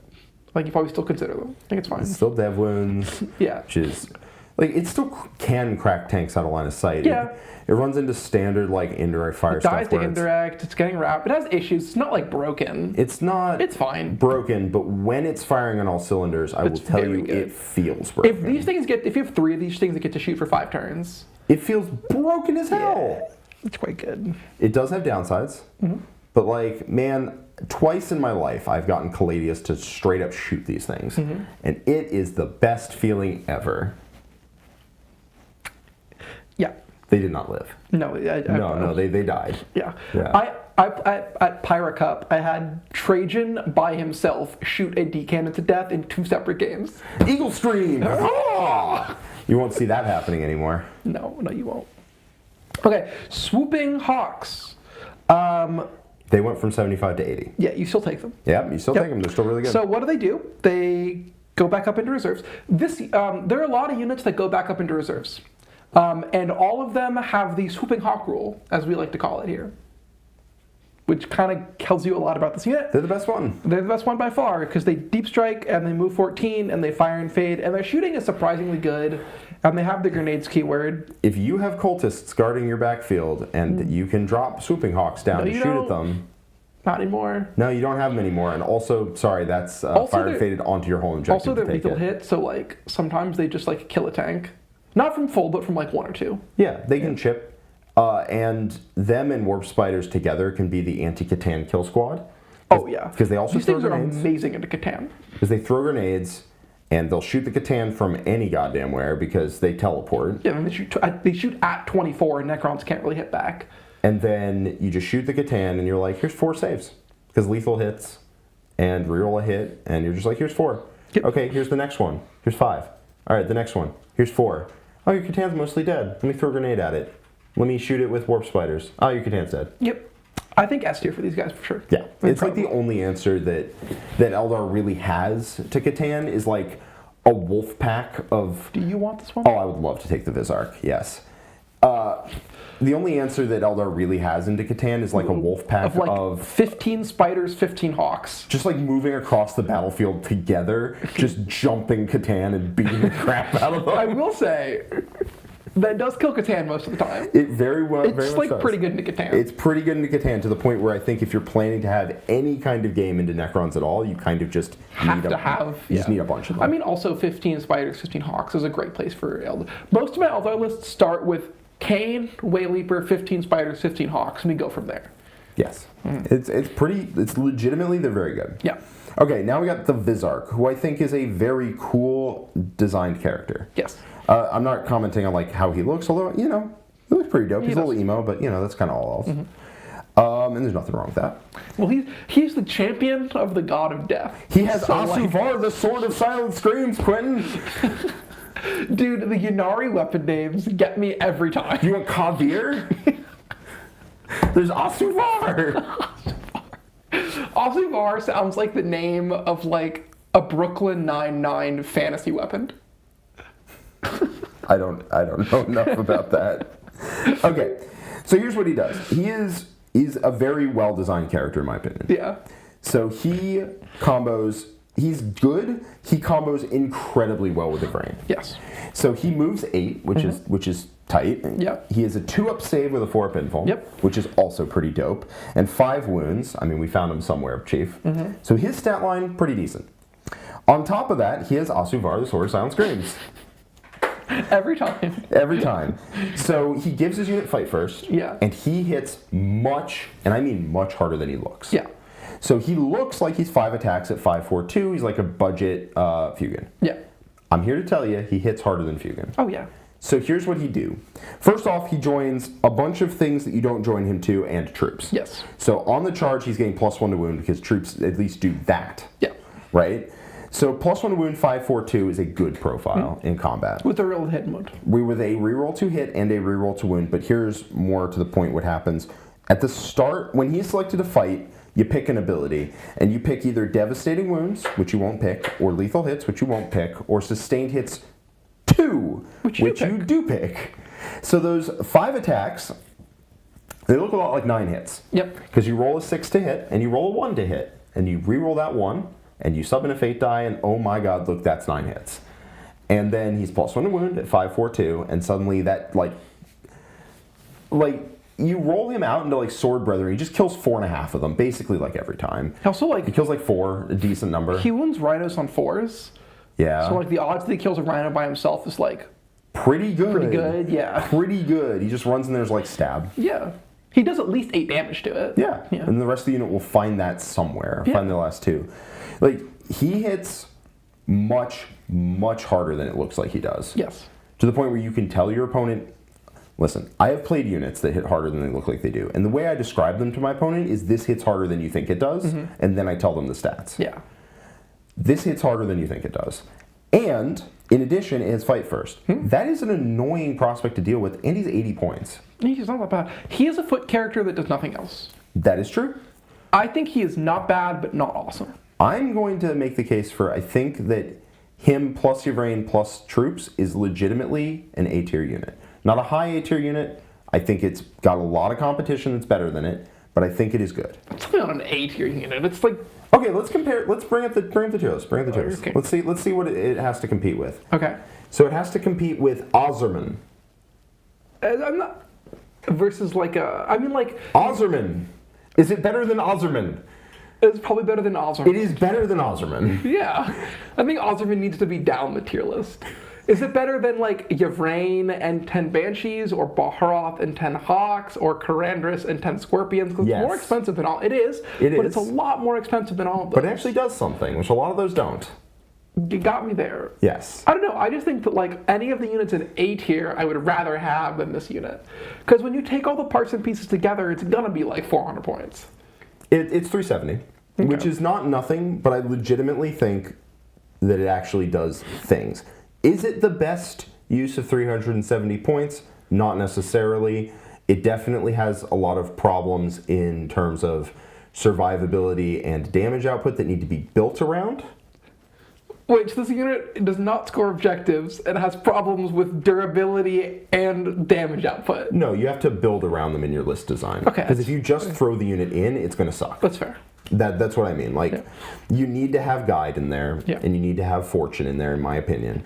If you're doing that, you need to then have things for those abilities to output into that isn't just that unit in order to not have it be a 500-point unit. Or 500-point unit. So that means you need to design your list very specifically, and you basically need to start with this unit and then say, I would like to make a list around it. And at that point, it legitimately does good work for you. There are other things you can do. Okay, we're thinking low A or high B. I'm thinking low A. Fine, I will concede low A on the Visarch. He is a really cool model.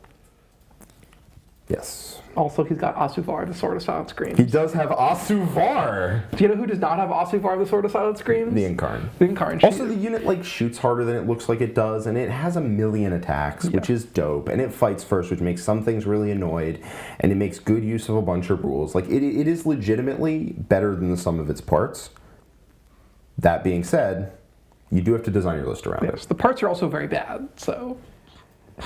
Yes. But not the Visarch, who is dope. No, he's not bad. Also, Okay. your brain's not bad.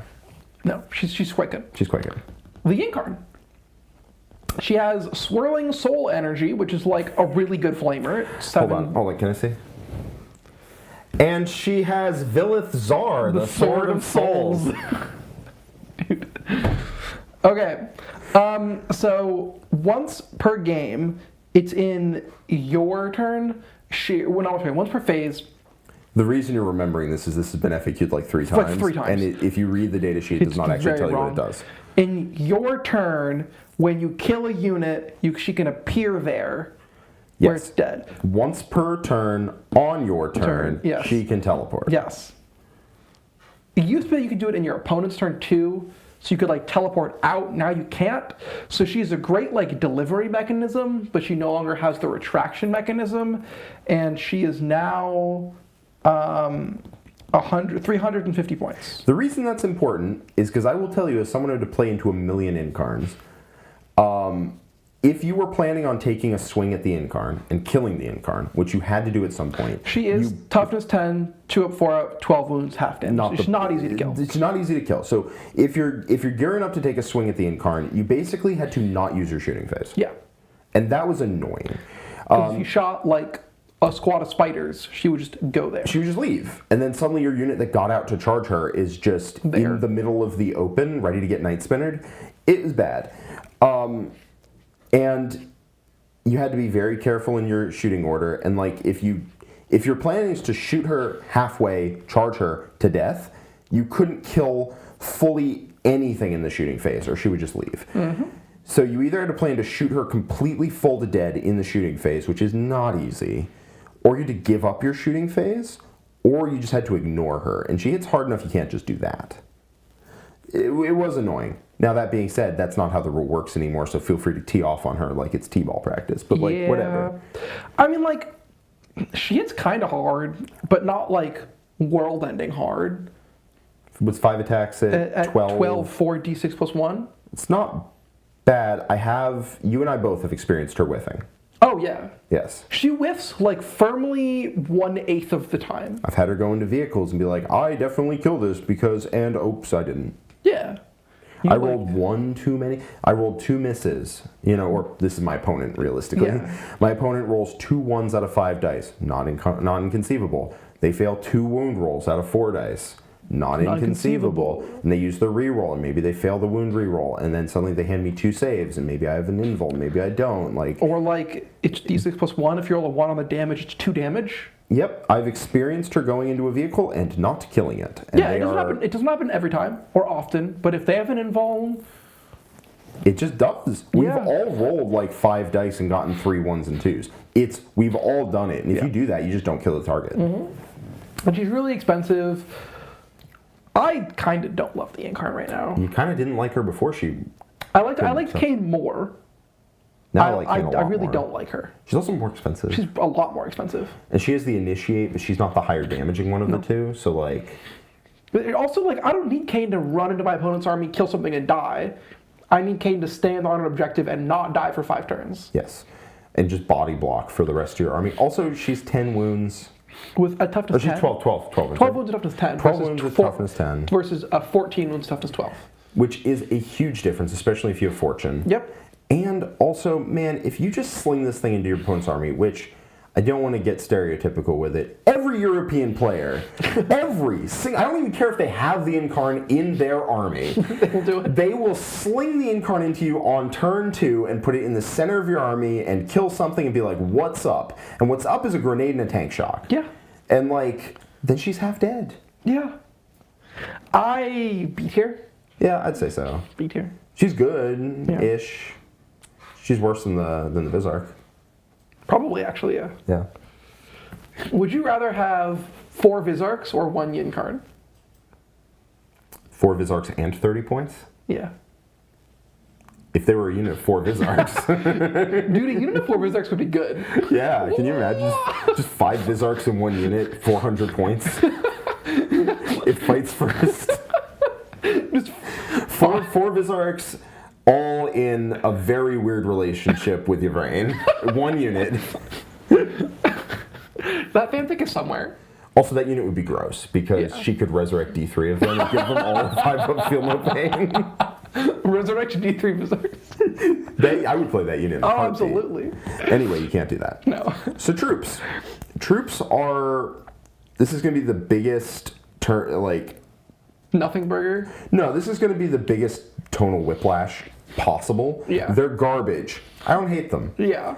They are garbage by themselves. I don't hate them in one very specific circumstance. Specifically, that 12-man with Yvraine and the Visarch is alright. It's pretty good even. Yeah. But other than that, troops are hideously overcosted and don't do anything. Yeah, they don't do anything. Would you like your damage 1 to come in? Which one of 3 flavors would the gentleman like to sample? Would he like to sample 5 attacks at 301? Delicious. Would the gentleman like to sample 4 attacks at 411? Oh, but as a special dessert, your lead player can have 5 attacks at 421. Just so you have to roll it separately. Just so you have to roll it separately. That extra AP is a little treat there. Also just makes the unit's attack total odd, so I have to be like, this is half +1, this is half -1. Yeah. When I roll them out. And they are toughness 3 with 1 wound and a 4-up save. And no defensive abilities, full stop. You get 2 6-inch range fusion pistols. So anyone who loves Harlequins is going to be screaming at the screen right now, and I cannot hear you. They're going to be screaming, but Jack, they do have a rule. They get +1 to wound on the charge. And I will tell you, on the unit that includes models that actually kill stuff, that's helpful. It is. But if you don't include models that actually kill stuff, and we'll get to the Troop Master in a hot second, less helpful. So a unit of 5 of these without rerolls to hit, because I swear to God, you're putting guide on the 12-man unit, you're not putting guide on this unit. Yeah. Also, if they get out of a boat, you charge. Yeah. You have so many attacks that the 1 reroll to hit, 1 reroll to wound does not matter at all. They're awful, man. They're just really bad. Suck so bad. And they're 15 points a model. They went up from 9th edition. And they do have 2 fusion pistols, and that better do literally all of the damage, because the rest of it will do like 3 wounds. They are garbage.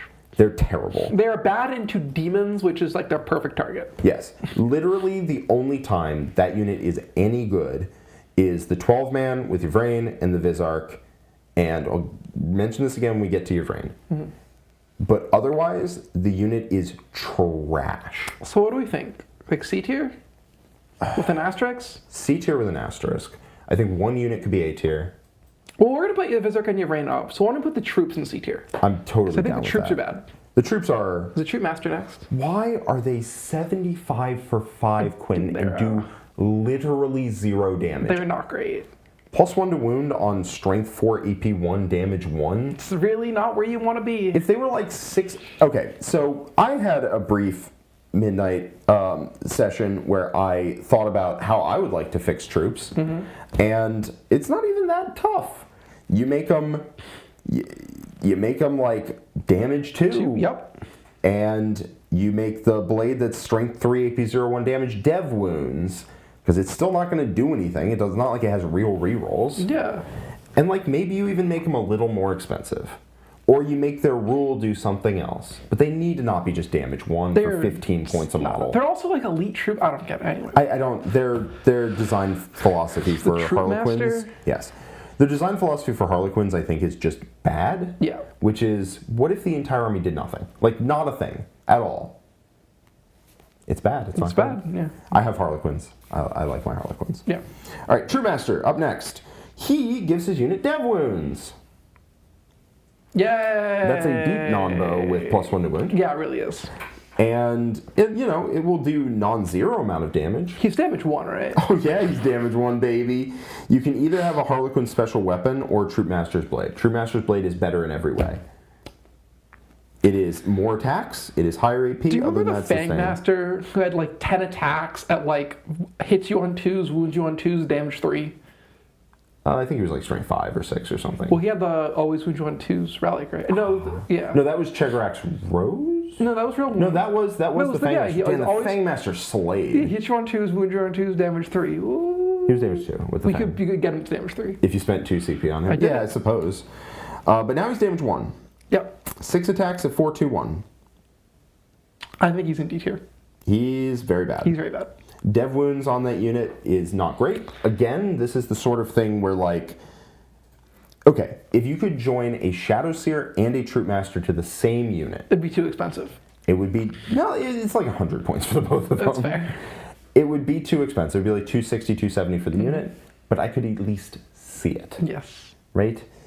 But the fact that you can't means you're deciding whether you'd like to do 0 damage or 3 damage. Yeah. Or if you'd like to advance and charge. It's not And not that's good. pretty dumb. Not good. Also, once per turn when you use a fate die to substitute a hit, wound, or saving throw made for him and him alone, you can first change the result of that fate die to a 6. Which is bad. It's quite bad. It's quite bad. Nobody's trying to snipe out your Troop Master, so the save doesn't matter. Also, I promise you other things are getting that resource. Also, the fusion pistol's D3 damage. Yeah, it's not good. No, that rule might as well not exist. And yep, the Troop Master sucks. He just sucks real bad. He's quite bad. Oh, Voidweaver. And the Voidweaver. The Voidweaver, it's all right. It's fine. It's fine. It's the same profile as a boat, Yep. as a regular boat, right? But it moves 14. It's OC2 for no reason. I don't know why. Sure, Yeah. take it. Fine. Is 2 shuriken cannons, and it has another weapon option. Yeah, which is the Prism Cannon. It's the Prism Cannon. You could take the Voidweaver Haywire if you wanted to. I'm not going to yell at you and say you're wrong, but the Prism Cannon's probably better. I will. You're wrong if you take it. Okay. You personally, whoever's watching this who likes What's it. their name? I don't know. How am I supposed to know it? I'm just saying them.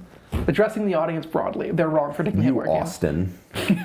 You know who you are. You're watching this. You're wrong right now. There's going to be an Austin somewhere in the world who's watching this who takes the Haywire Cannon and is going to feel very called out right now. That's right. Yeah. No, well, there is one. There's one, exactly one, and it's you, and I know you know who I'm talking to. It's you. Their rule is pretty bad. It's if they shoot a unit, they take a battle shock check. And it's 1 unit, so you can't fire 3 different weapons in 3 different places Yeah. and try to abuse it. It doesn't combo with its roll. No. Right? Trying to battle shock after you've already shot them with a not damaging unit, it's not. awesome. I don't care, really. Its damage is not better than anything with a Bright Lance. It's worse, actually. It's more expensive than any other unit that totes Bright Lances. They're just very expensive. They're fine. I don't They're know. too expensive. Upper C tier? They should be 100 points. Yeah. What are they like 120, right? They're 125. No. They're deeply overcosted. Yeah, it's C tier. I'm not sure why they got hit with the nerf bat when, like, realistically, why are they more expensive than a Warwalker who does more damage and is tougher to kill? They were pretty cheap at the beginning of the edition. You could consider them. I remember that when people were just taking 3 of every Lance platform, Yeah. they were pretty They good. were like 90 points or something insane. But now they have quite clearly won the contest of who the worst Lance platform is. Oh, it's not even close. They actually might have another contender in there. Is that the Wraith Lord? No. It's the Viper. The Viper's not good. Fair enough. I'm not. Oh, guess what's up right now? It's the Speaking Viper. of the Viper, this is a C tier. It's just not a good unit. I wrote, like, a reason behind a lot of my opinions here is I wrote a mono Harlequin list to think about taking to a team event recently. Yeah, it's like not good. And it was like so bad I couldn't justify it on like for funsies grounds. Yeah. Because it just didn't do Doesn't do anything. It's not fun to play either. No, because you're literally just running around ignoring your opponent scoring secondaries because you can't hurt them. Nope. The Viper is a Warwalker with 1 Bright Lance. How And many not points? -1 to wound. And instead, if you shoot something, you ignore cover. That's not terrible. How many points is it? It's like more than you want it to be.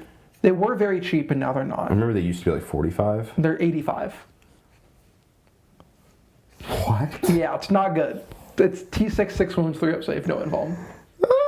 They're 85? They're 85 points.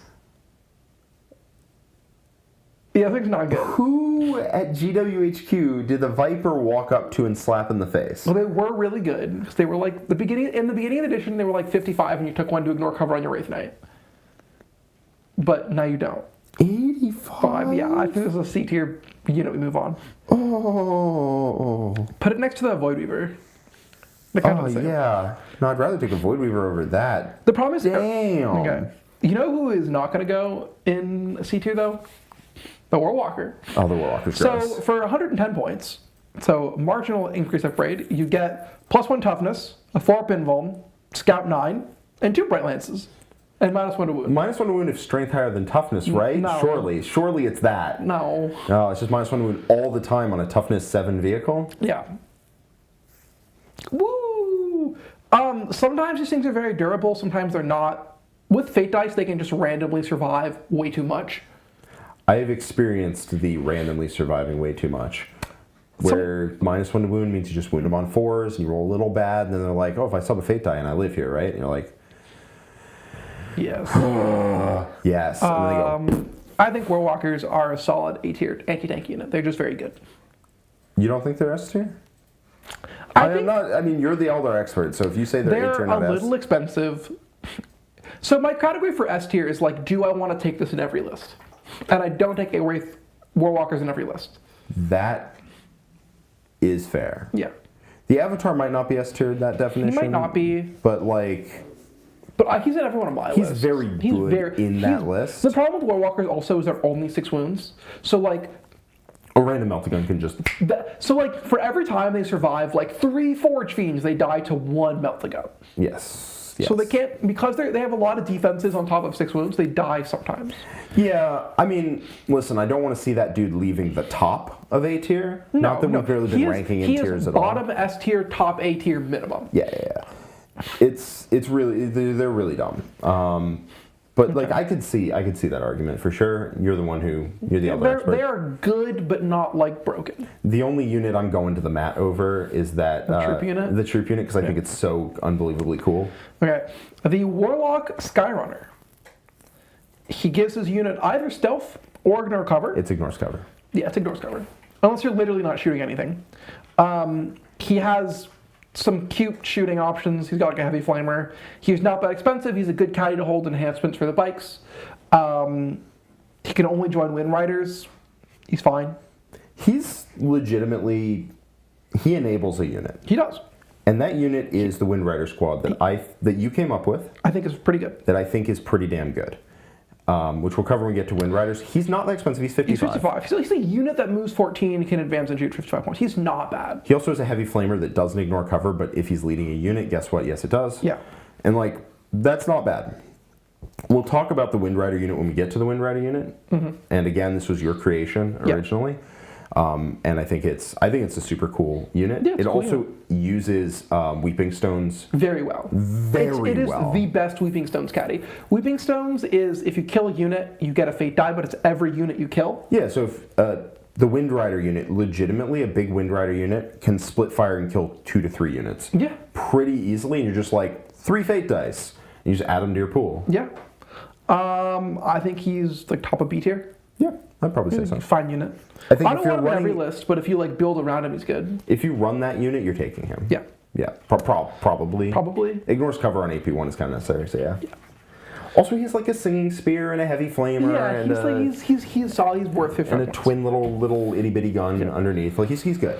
The solo Footlock joins only Guardians of either flavor. He gives them flat advance 6, which is not a rule you need a character for, or -2 charge. Where's this guy Oh, he is a B tier. Top of B tier. Top of B. He is the cheapest not unit in the Eldar. Foot Warlock though. That guy is he's not not sniffing very B tier. good. He is the cheapest unit in the book, and probably for good reason. He does nothing. Yeah, he doesn't. You're making your Guardians -2 to be charged. No. You're making your Guardians flat advance 6 and then do nothing. Like, what are we doing here? He's not a D tier unit because he's only 55 points. He's only 45, right? He's only 45, sorry. But have higher standards. Pay 10 more points. Just take a bike lock. Or Rangers. No, Rangers. Yeah. Like, pay 10 more points. Have higher standards, man. Do better. I think he's a low C tier unit. You keeping him at it. He literally is 45 points, dude. Does nothing. He does nothing. The Troop Master's in D tier. He's in D tier. He's a D tier unit. Yeah, there we go. Let's go, baby. Okay, you know what unit is not in D tier? Oh, have we hit Warp Spiders? We've hit Warp Spiders. We've hit Warp Spiders. Yes. Okay, this Possibly unit best unit in the book. Possibly. probably is. I It's him or the Autarch Weight Leaper. Yeah, it's one of those two. For Okay, so this unit moves 24 and then sometimes takes a wound on the 2-wound guy in the front. Is it you roll a die on a 1, you take a mortal. It's such a not. Yeah. Such a not Hilariously, penalty. will win other elf combats because the Exarch has 3 attacks at 4-1. The 3-up. Can we talk about the reason you take him the guns? Oh, yeah. D6 shots each of 6 of these things at 401 Dev Wounds Torrent. And the Sergeant has 2. Sergeant has 2, so you have 6 of them. So you have 6 Dev Wound Flamers coming out of this unit, and the unit moves 24. 4 inches, yeah. And then fire and fades. Yeah, an additional 12. And like something you can do, by the way, in this army, is you can move 24 into no man's land, not even close to the center or anything. Yeah. You start deploy homers anywhere on the board, Yeah, and then and you you fire and fade and just brush up against your opponent's deployment zone. Yeah. And you just boom, 4 points. So stupid. Straight top of S tier. I'm going to put him above the Weight Leaper. Yeah, I think it's the best unit in the book. My list started with 3 of these, and it's not close. Yep. These things are insane. If I don't have 3 units of these in an Eldar list, it's just the notes are. It's so easy, right? Somebody sends me a list with Eldar, and I'm just like, 2 squads of Warp Spiders, get out of here. Get Go a 3. third, yeah. They're so good. Yeah. They also Overwatch, which Really good, yeah. which not like. Either not a lot of stuff in Eldar Overwatches, or if you run the builds that you do, multiple things Overwatch good. Now getting around all of them is a pain. Yep. The Wave Serpent. The Wave Serpent is a tank. It's got a 5 invuln. It's got 13 wounds. It doesn't do a lot. A thing. It holds 12, Anything. which is nice. And then it's got a bad rule where on a 2-up, a unit takes D3 mortals at a battle shock test once a game. Its biggest issue is that the 2 Bright Lances on the top is not 2 Bright Lances. It is a 1 twin Bright Lance. And it's... do Eldar have an ability to reroll a single die natively on the wound roll? Anyway? I think the Wave Serpent's going to be a lot better in the Codex if we get a detachment that is not the real hits and wounds. Man, 120 points for a vehicle that fires 1 shot and doesn't do a single goddamn thing other than that is not good. Love it. Is it 120? I think it's somewhere in there. It's 120 or 125. Might be 130. It's 120. 120? It just doesn't do anything. I think it's a C tier unit. Yeah. I don't love the Wave Serpent. Like, even when you're considering that big troop unit, people want to put in Wave Serpent. Like, nah, let that puppy breathe, man. Yeah. Take 12 models. You're paying 90 fewer points. Like, just go. Yep. Whatever. Moving on. They suck. They're a lot of points. So, but they're still paying for 7th edition, or 6th edition they're Rose, insane. when they were broken, where their Serpent Shield gun shot 60 inches every turn and did ridiculous damage. I'm not scarred, you're scarred. The Webway Gate, you can arrive slightly closer. Oh, can you arrive into combat with your combat army? You can. How many points is it? It's a lot. It's 220 points. Bottom of D tier, baby. Can you put the Avatar of Khaine in it and just arrive in combat with people? If they're within 6 inches of this, I think. So you appear within 6 inches of the Webway Gate. And you can be within engagement range of your opponent. You can appear next to the Webway Gate and then just charge. No, you appear in engagement range, counting having made a charge move and eligible to fight. Yeah, but if they're further away, you just appear and then 2 inches away and then charge. Yes. Even so, 220 points is a lot. You can also, like, kill it. Have you seen this thing? It's gigantic. Oh yeah, Nick played it all last edition. Yeah. You don't have to arrive within 6 inches of both arcs like you used to. It's just any point of it. I remember people used to put the arcs, so the arcs are very clearly supposed to be like this. Yeah. But people were rules lawyers. Yeah. And they figured out you could actually just put the arcs like that. It was so stupid. That way you have a much bigger area where you can put them. But yeah, it looked really dumb. You'd have this spire of like, the architect was drunk that day. Yeah. As you just have the thing like this. This is very bad. Yeah. This is not good. No, it's 220. It's just wild. No, yeah, so the new ones, you have to set it up like this. Thank God for that. It a looked paragraph. so dumb. Because either somebody nerfed themselves quite hard and deployed it the correct way, which I think Nick did. Yeah. Or you deploy it looking stupid. So stupid. Yeah. And like they worked better. Yeah. Wind Riders. Move 14, toughness 4, 3-up save, 2 wounds. 8 per 3. Yep, they're 3 shots each. Hitting on 3s, it's 6-1-2 sustained hits. They reroll 1s to hit, or if you're on an objective, 4 rolls to hit. I don't hate this unit at any configuration. Sorry, closest eligible target reroll 1s, close eligible target on an objective reroll. Is it both? I thought it was just if you're on an objective reroll. It's very ambiguous, but I think it's like it's like which part of the clause. I could read it either way. You could read it either way. It needs an FAQ. Yeah, well, it's only been out for 8 months. I know. So, you know. Okay, well, no one's run them, so. Ask your TOs. I think the way it works is if they're on an objective you get real hits regardless of if they're the closest. I think that's how it works. I think that's how it works. But ask your TOs. Because if I run that, I'll ask my TO. Are these units good as a 3-man? It's good as a 3-man. It's also good as a 9-man with a Warlock. I like this unit quite a bit. Yeah. Solid A-tier unit. Yeah, seems pretty good. Like a 9-man with a Warlock and a Farseer.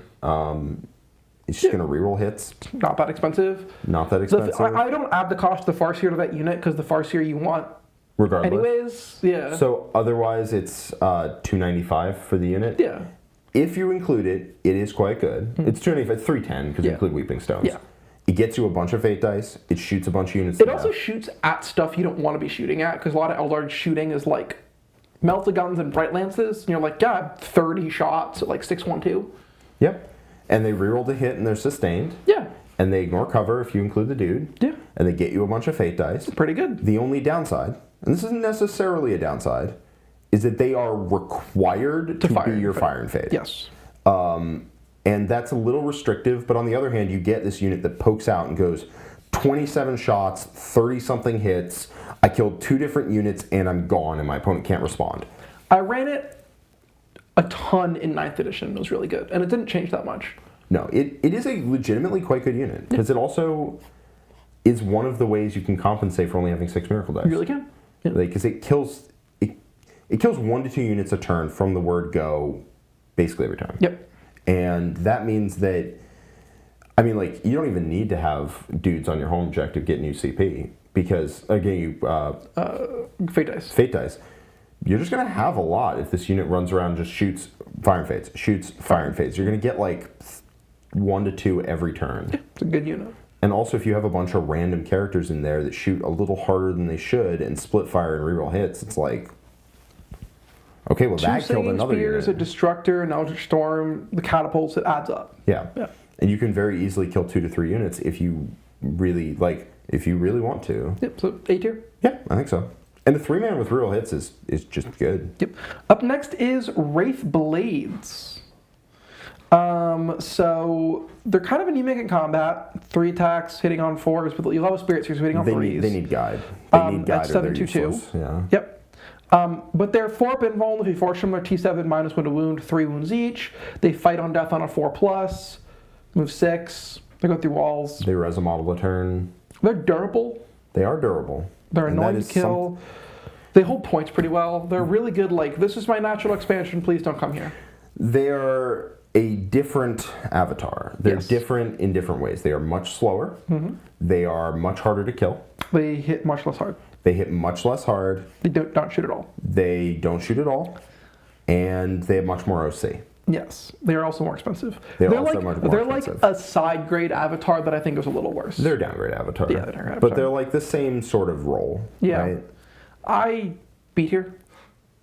Yeah, I'd They're say so. fine. They're a fine unit. Like, I cannot possibly get excited about them. No. But they're not bad. If they hit harder or were faster, if there was like a Wraith detachment that could give them like +1 to wound, +1 damage, that'd be insane. Because they don't use the reroll 1 to hit. Reroll A hit, reroll A wound very well at all. There's a lot of units that don't reroll that detachment. No, don't get the benefits of the current detachment because either their weapons are twin links like the Wave Serpent or they have 35 attacks, so 1 reroll on both ends does not matter. Yeah, like Warp Spiders.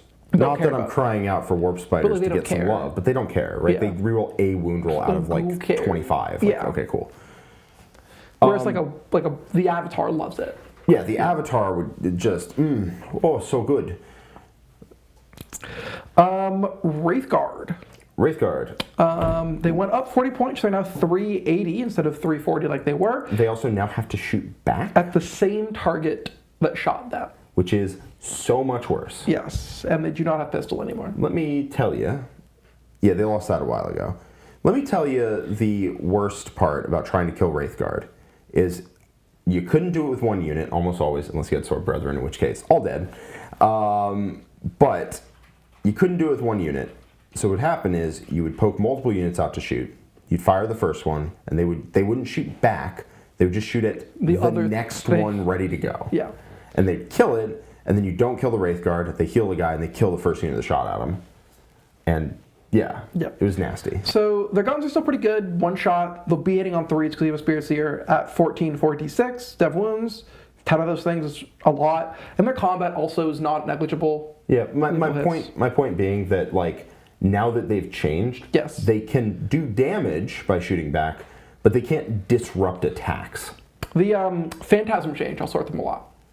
That's true. Because you have to roll like a 4 to get to the other side of a ruin wall with them, which is like, Yeah. yeah. And you were always like playing the exact edge of that 6-inch Phantasm. Every time. Every time. Every time. And now you can't do that. Well, but also with 6, you could have a 2 rank outside that would move to a 2 rank inside and be an inch off the wall and be like, great. Yes. Now you can't do that. Yeah, you can't do that. No. But also, like, the shoot back changing means that you can't, like, just snipe a random unit in midboard that's doing an action. You can't snipe a unit that's running in to charge you. You can't do any of that stuff. You shoot back at the unit that's already shot, which is decent, but is not as completely bananas as it used to be. They still hold points. They're still kind of durable. They still shoot pretty hard. They still shoot back. I don't know. B tier? Yeah. Do you think they're better or worse than Wraithblades? Maybe better than Wraithblades. They have guns. Not gonna make me excited about it, but, like, maybe? Yeah. I think they're substantially better than Wraithblades. Okay, fair enough. The Wraith You are Knight- the one who would know. The problem is Wraithblades just don't do anything, and the Wraithguard do something. Yeah, fair. The Wraith Knight, he is no longer a kill everything thing. He's still durable. He's still expensive. You still run the 2 heavy Wraith cannons and the 2 Star cannons. If you're a big boy, he'll kill you. Yeah, he's really good into like other big vehicles. He's not great into anything else. But if your knight is if your meta is like all Ironstorm or like a bunch of knights or like a bunch of like new dread mob stuff, he's pretty good there. Yeah, he's quite good there. He's quite solid there. He's really good into killicans. I mean, those killicans have never been so dead. It's fair, yeah. Yeah. I B tier. I think all the 3 Wraith units can kind of be together in the same little. Yeah, he's all right. Like, if you take him, it's not bad. And he gets better in teams. Yes. Because, like, Imperial Knights look at that and go, but Imperial Knight's not really a force in teams. Mm-hmm. So. The Wraith Lord. So it's on 4s, which is annoying because he does not get a Spiritseer. Also, I never want to see a Wraith Knight again for as long as I live. Because that meta was... I don't know what you... Look at him, Jack. No. Look at him. I don't want to. That meta was cancerous. Yeah, it was real bad. Oh my god. Okay, so the Wraith Lord. Also, can we just, for 1 second, sorry, talk about the box pose for the Wraith Knight? It's not this, which looks reasonable on the box and the way the instructions tell you to model it. It's that, with the arms sticking straight up and one sticking straight out. Just for that sweet, sweet line of sight. Just for the sweet towering, so he gets a big L and he can see over everything and also their mothers and shoot you. Yes. And like, it's a good unit because you poke to range, shoot, fire and fade back. Yeah. Solid. He's also OC10 and is very good at holding primary, which is tough as nails. Which is an important distinction. He's good for that. Like, Wraiths don't kill in combat. Ever. Yes. Yeah. Yeah. Okay. The Wraith Lord. So every time he kills a unit, he gets an extra fate die. That's good. That's good. It's not bad. He is okay in combat with 4 attacks sitting on 4s at 10, 3, d6 plus 1. And then he has 2 Bright Lances and 2 Flamers or Shuriken Catapults. He hits on 4s, right? He hits on 4s. That, I kind of thought he hit on 3s. If he hits on 3s, he'd be worth 160. And the Wraith Knight hits on... I assume the Wraith Lord did because the Wraith Knight does, but the Wraith Knight has... Oh, there's actually twins, and they're so edgy that they can't live without each other, and... There's a living pilot inside the Wraith Knight and no living pilot in any other Wraith construct. Yeah. All right. Whatever. Okay. Screw you, Wraith Knight. If the Wraith Knight hit on 4s, I don't think the meta would have been nearly as toxic. No. Overwatch still. I think the Wraith Lord is fine. He's like lower B tier. Yeah. He's like very okay. He's okay. He and Asureman are in like the same. Deeply inconsistent. Deeply inconsistent. Yeah. He is toughness 11, 10 wounds. I'm gonna let you talk about that one. I don't know what the... Hold on. Let me see if I can... We just got done with Wraiths. I don't know. Yeah, baby. Yvraine. Yvraine is sick. All right, she also moves 8, which I think is dope because she keeps up with anything she can walk with. Her damage output is shocking. It's way better than it should be. Yeah. Her gun is insane. Her gun is D6 plus 3 shots, hitting on 2s, anti-infantry 2 plus dev wounds, 1 damage. So she's just 6 damage to something in shooting. Any infantry. To any infantry, and just 6 damage. Yep. 6 damage. Yep. She's nasty. Occasionally you roll higher than that, you're like, 8. Yeah. That's really good. Her melee is also pretty good. It's 5 attacks. Add +1 to wound real hits. She's very good in combat. Yes. Her and the Visarch with +1 to wound real hits, like, look at the rest of the unit, like, don't worry, buddy, I got this. Yeah. And then they kill you. Yeah. And, like, legitimately they do. And she's the one you reroll the wound on because she has dev wounds. And her combat's not bad. 4-3-2 +1 to wound with pretty reroll solid. hits and reroll a wound with dev wounds. But that's not where it ends. No. She also shoots you to death, which is so good. She also, when leading a unit, that unit has a 5 of Feel No Pain, which means sniping her and the Visarch is very tough, and it means killing the unit with the stuff that wants to kill the unit, damage 1, is also really annoying. I've shot a 12-man troop unit, and I was like, cool, I'll shoot these hawks and kill like 6, then killed 1, and I was like, oh. That's not unreasonable. It's not. No, it's very not, especially because that unit gets wildly better if you can start stacking things. Yeah. And so you stack, you -1 to hit for the entire phase. Mm-hmm. And your fortune, so you're -1 to wound. And you're -1 to wound. And then there's a 4-up. And then there's a 5-up. And if you shoot them with hawks, yeah, you just killed 1. Yeah, and then there's D3 wounds back. Yep, because Yvraine in your command phase rolls a D6. On a 2-up, D3 models come back to the unit. And only 4 Harlequin models could charitably be described as being important. Yeah. They're really a caddy for the characters who all kind of some of their parts come together. If you have Yvraine, the Visarch, and 1 troop, it's like 90% the effectiveness as the Yvraine, the Visarch, and 12 troops. Yes, that's why troops are so bad. Yeah. But like if you bring 3 of them back and now you have all 4 fusion pistols, you spend a CP for fallback and charge, you can legitimately, between her, the fusion pistols, blow up a unit in shooting, like legitimately can, and then charge and blow up a unit in combat. Yep. And have fight first up and like be really annoying to deal with. Yeah. I think she's good. I think she's a great. I think she's an S tier.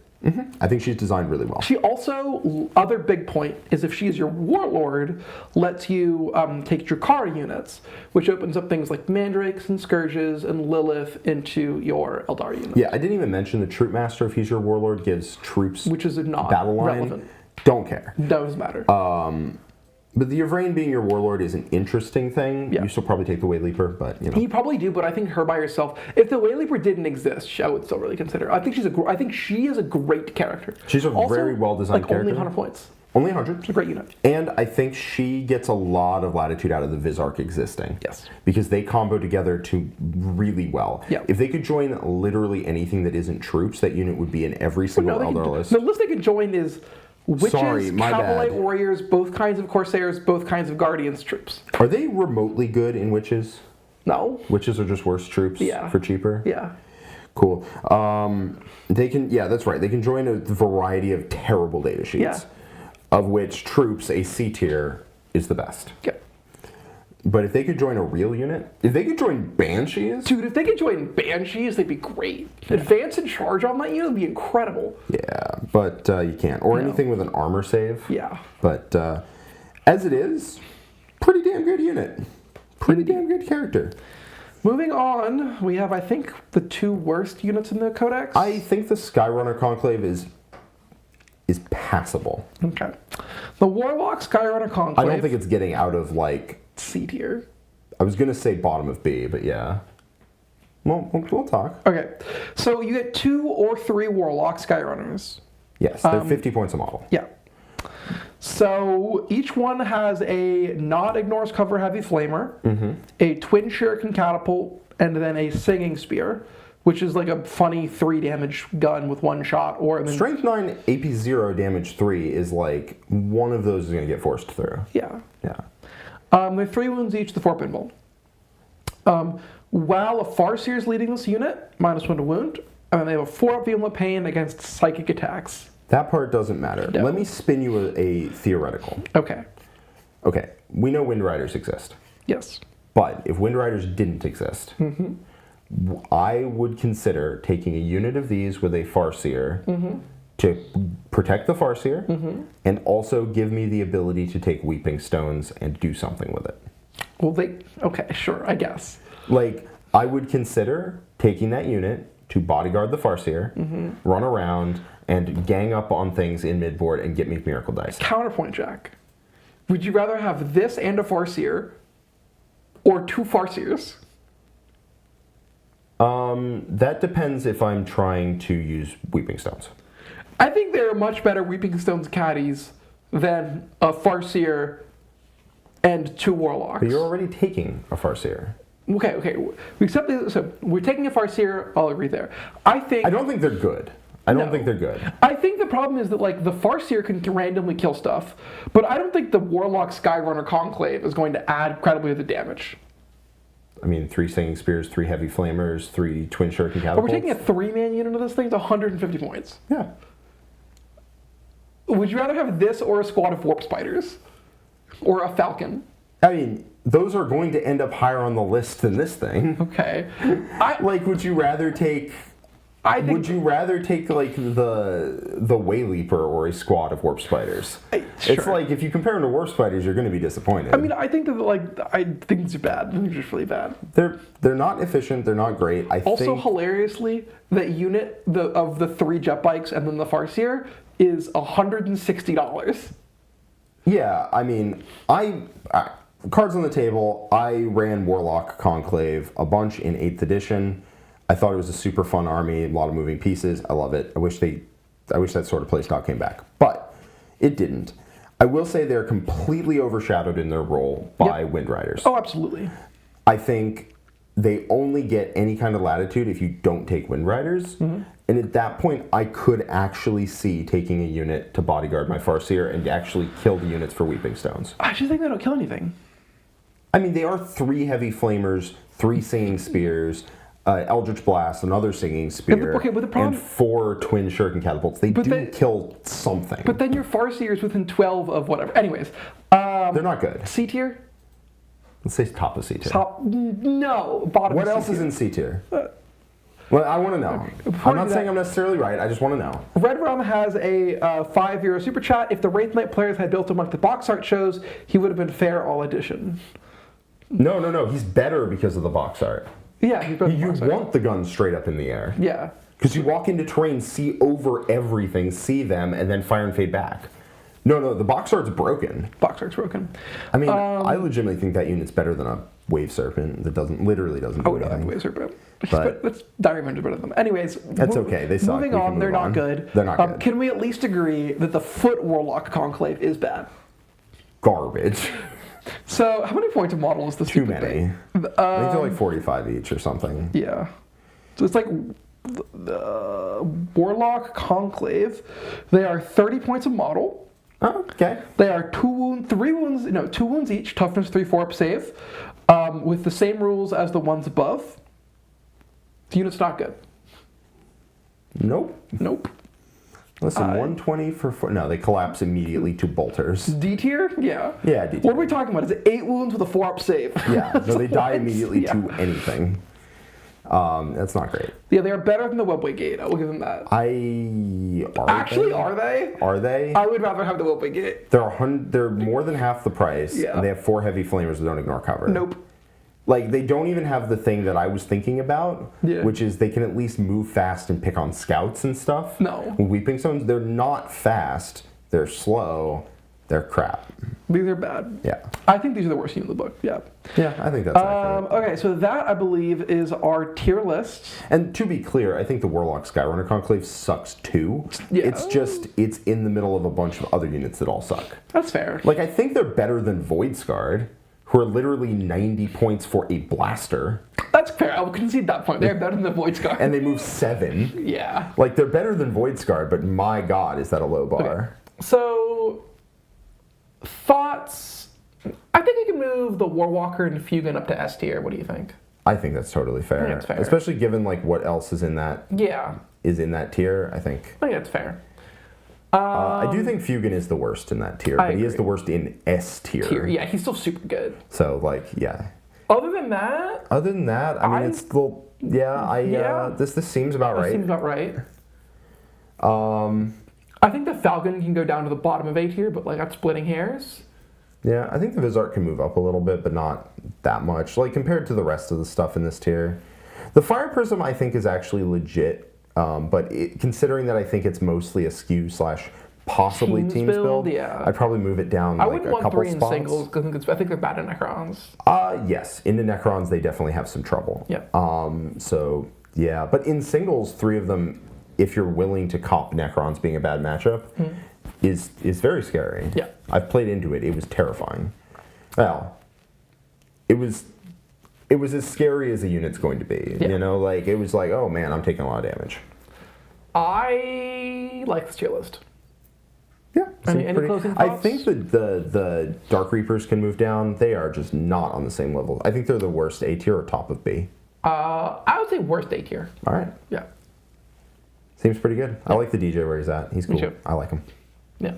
Wind Riders are pretty decent. Yeah, the rest of this list seems pretty good. Also, please let us know what you think of the new icons. I am really working to try and figure out a way to make them legible on mobile, but it's a harder problem than you would expect because there are 62 Eldar units, and they all have a name and an image.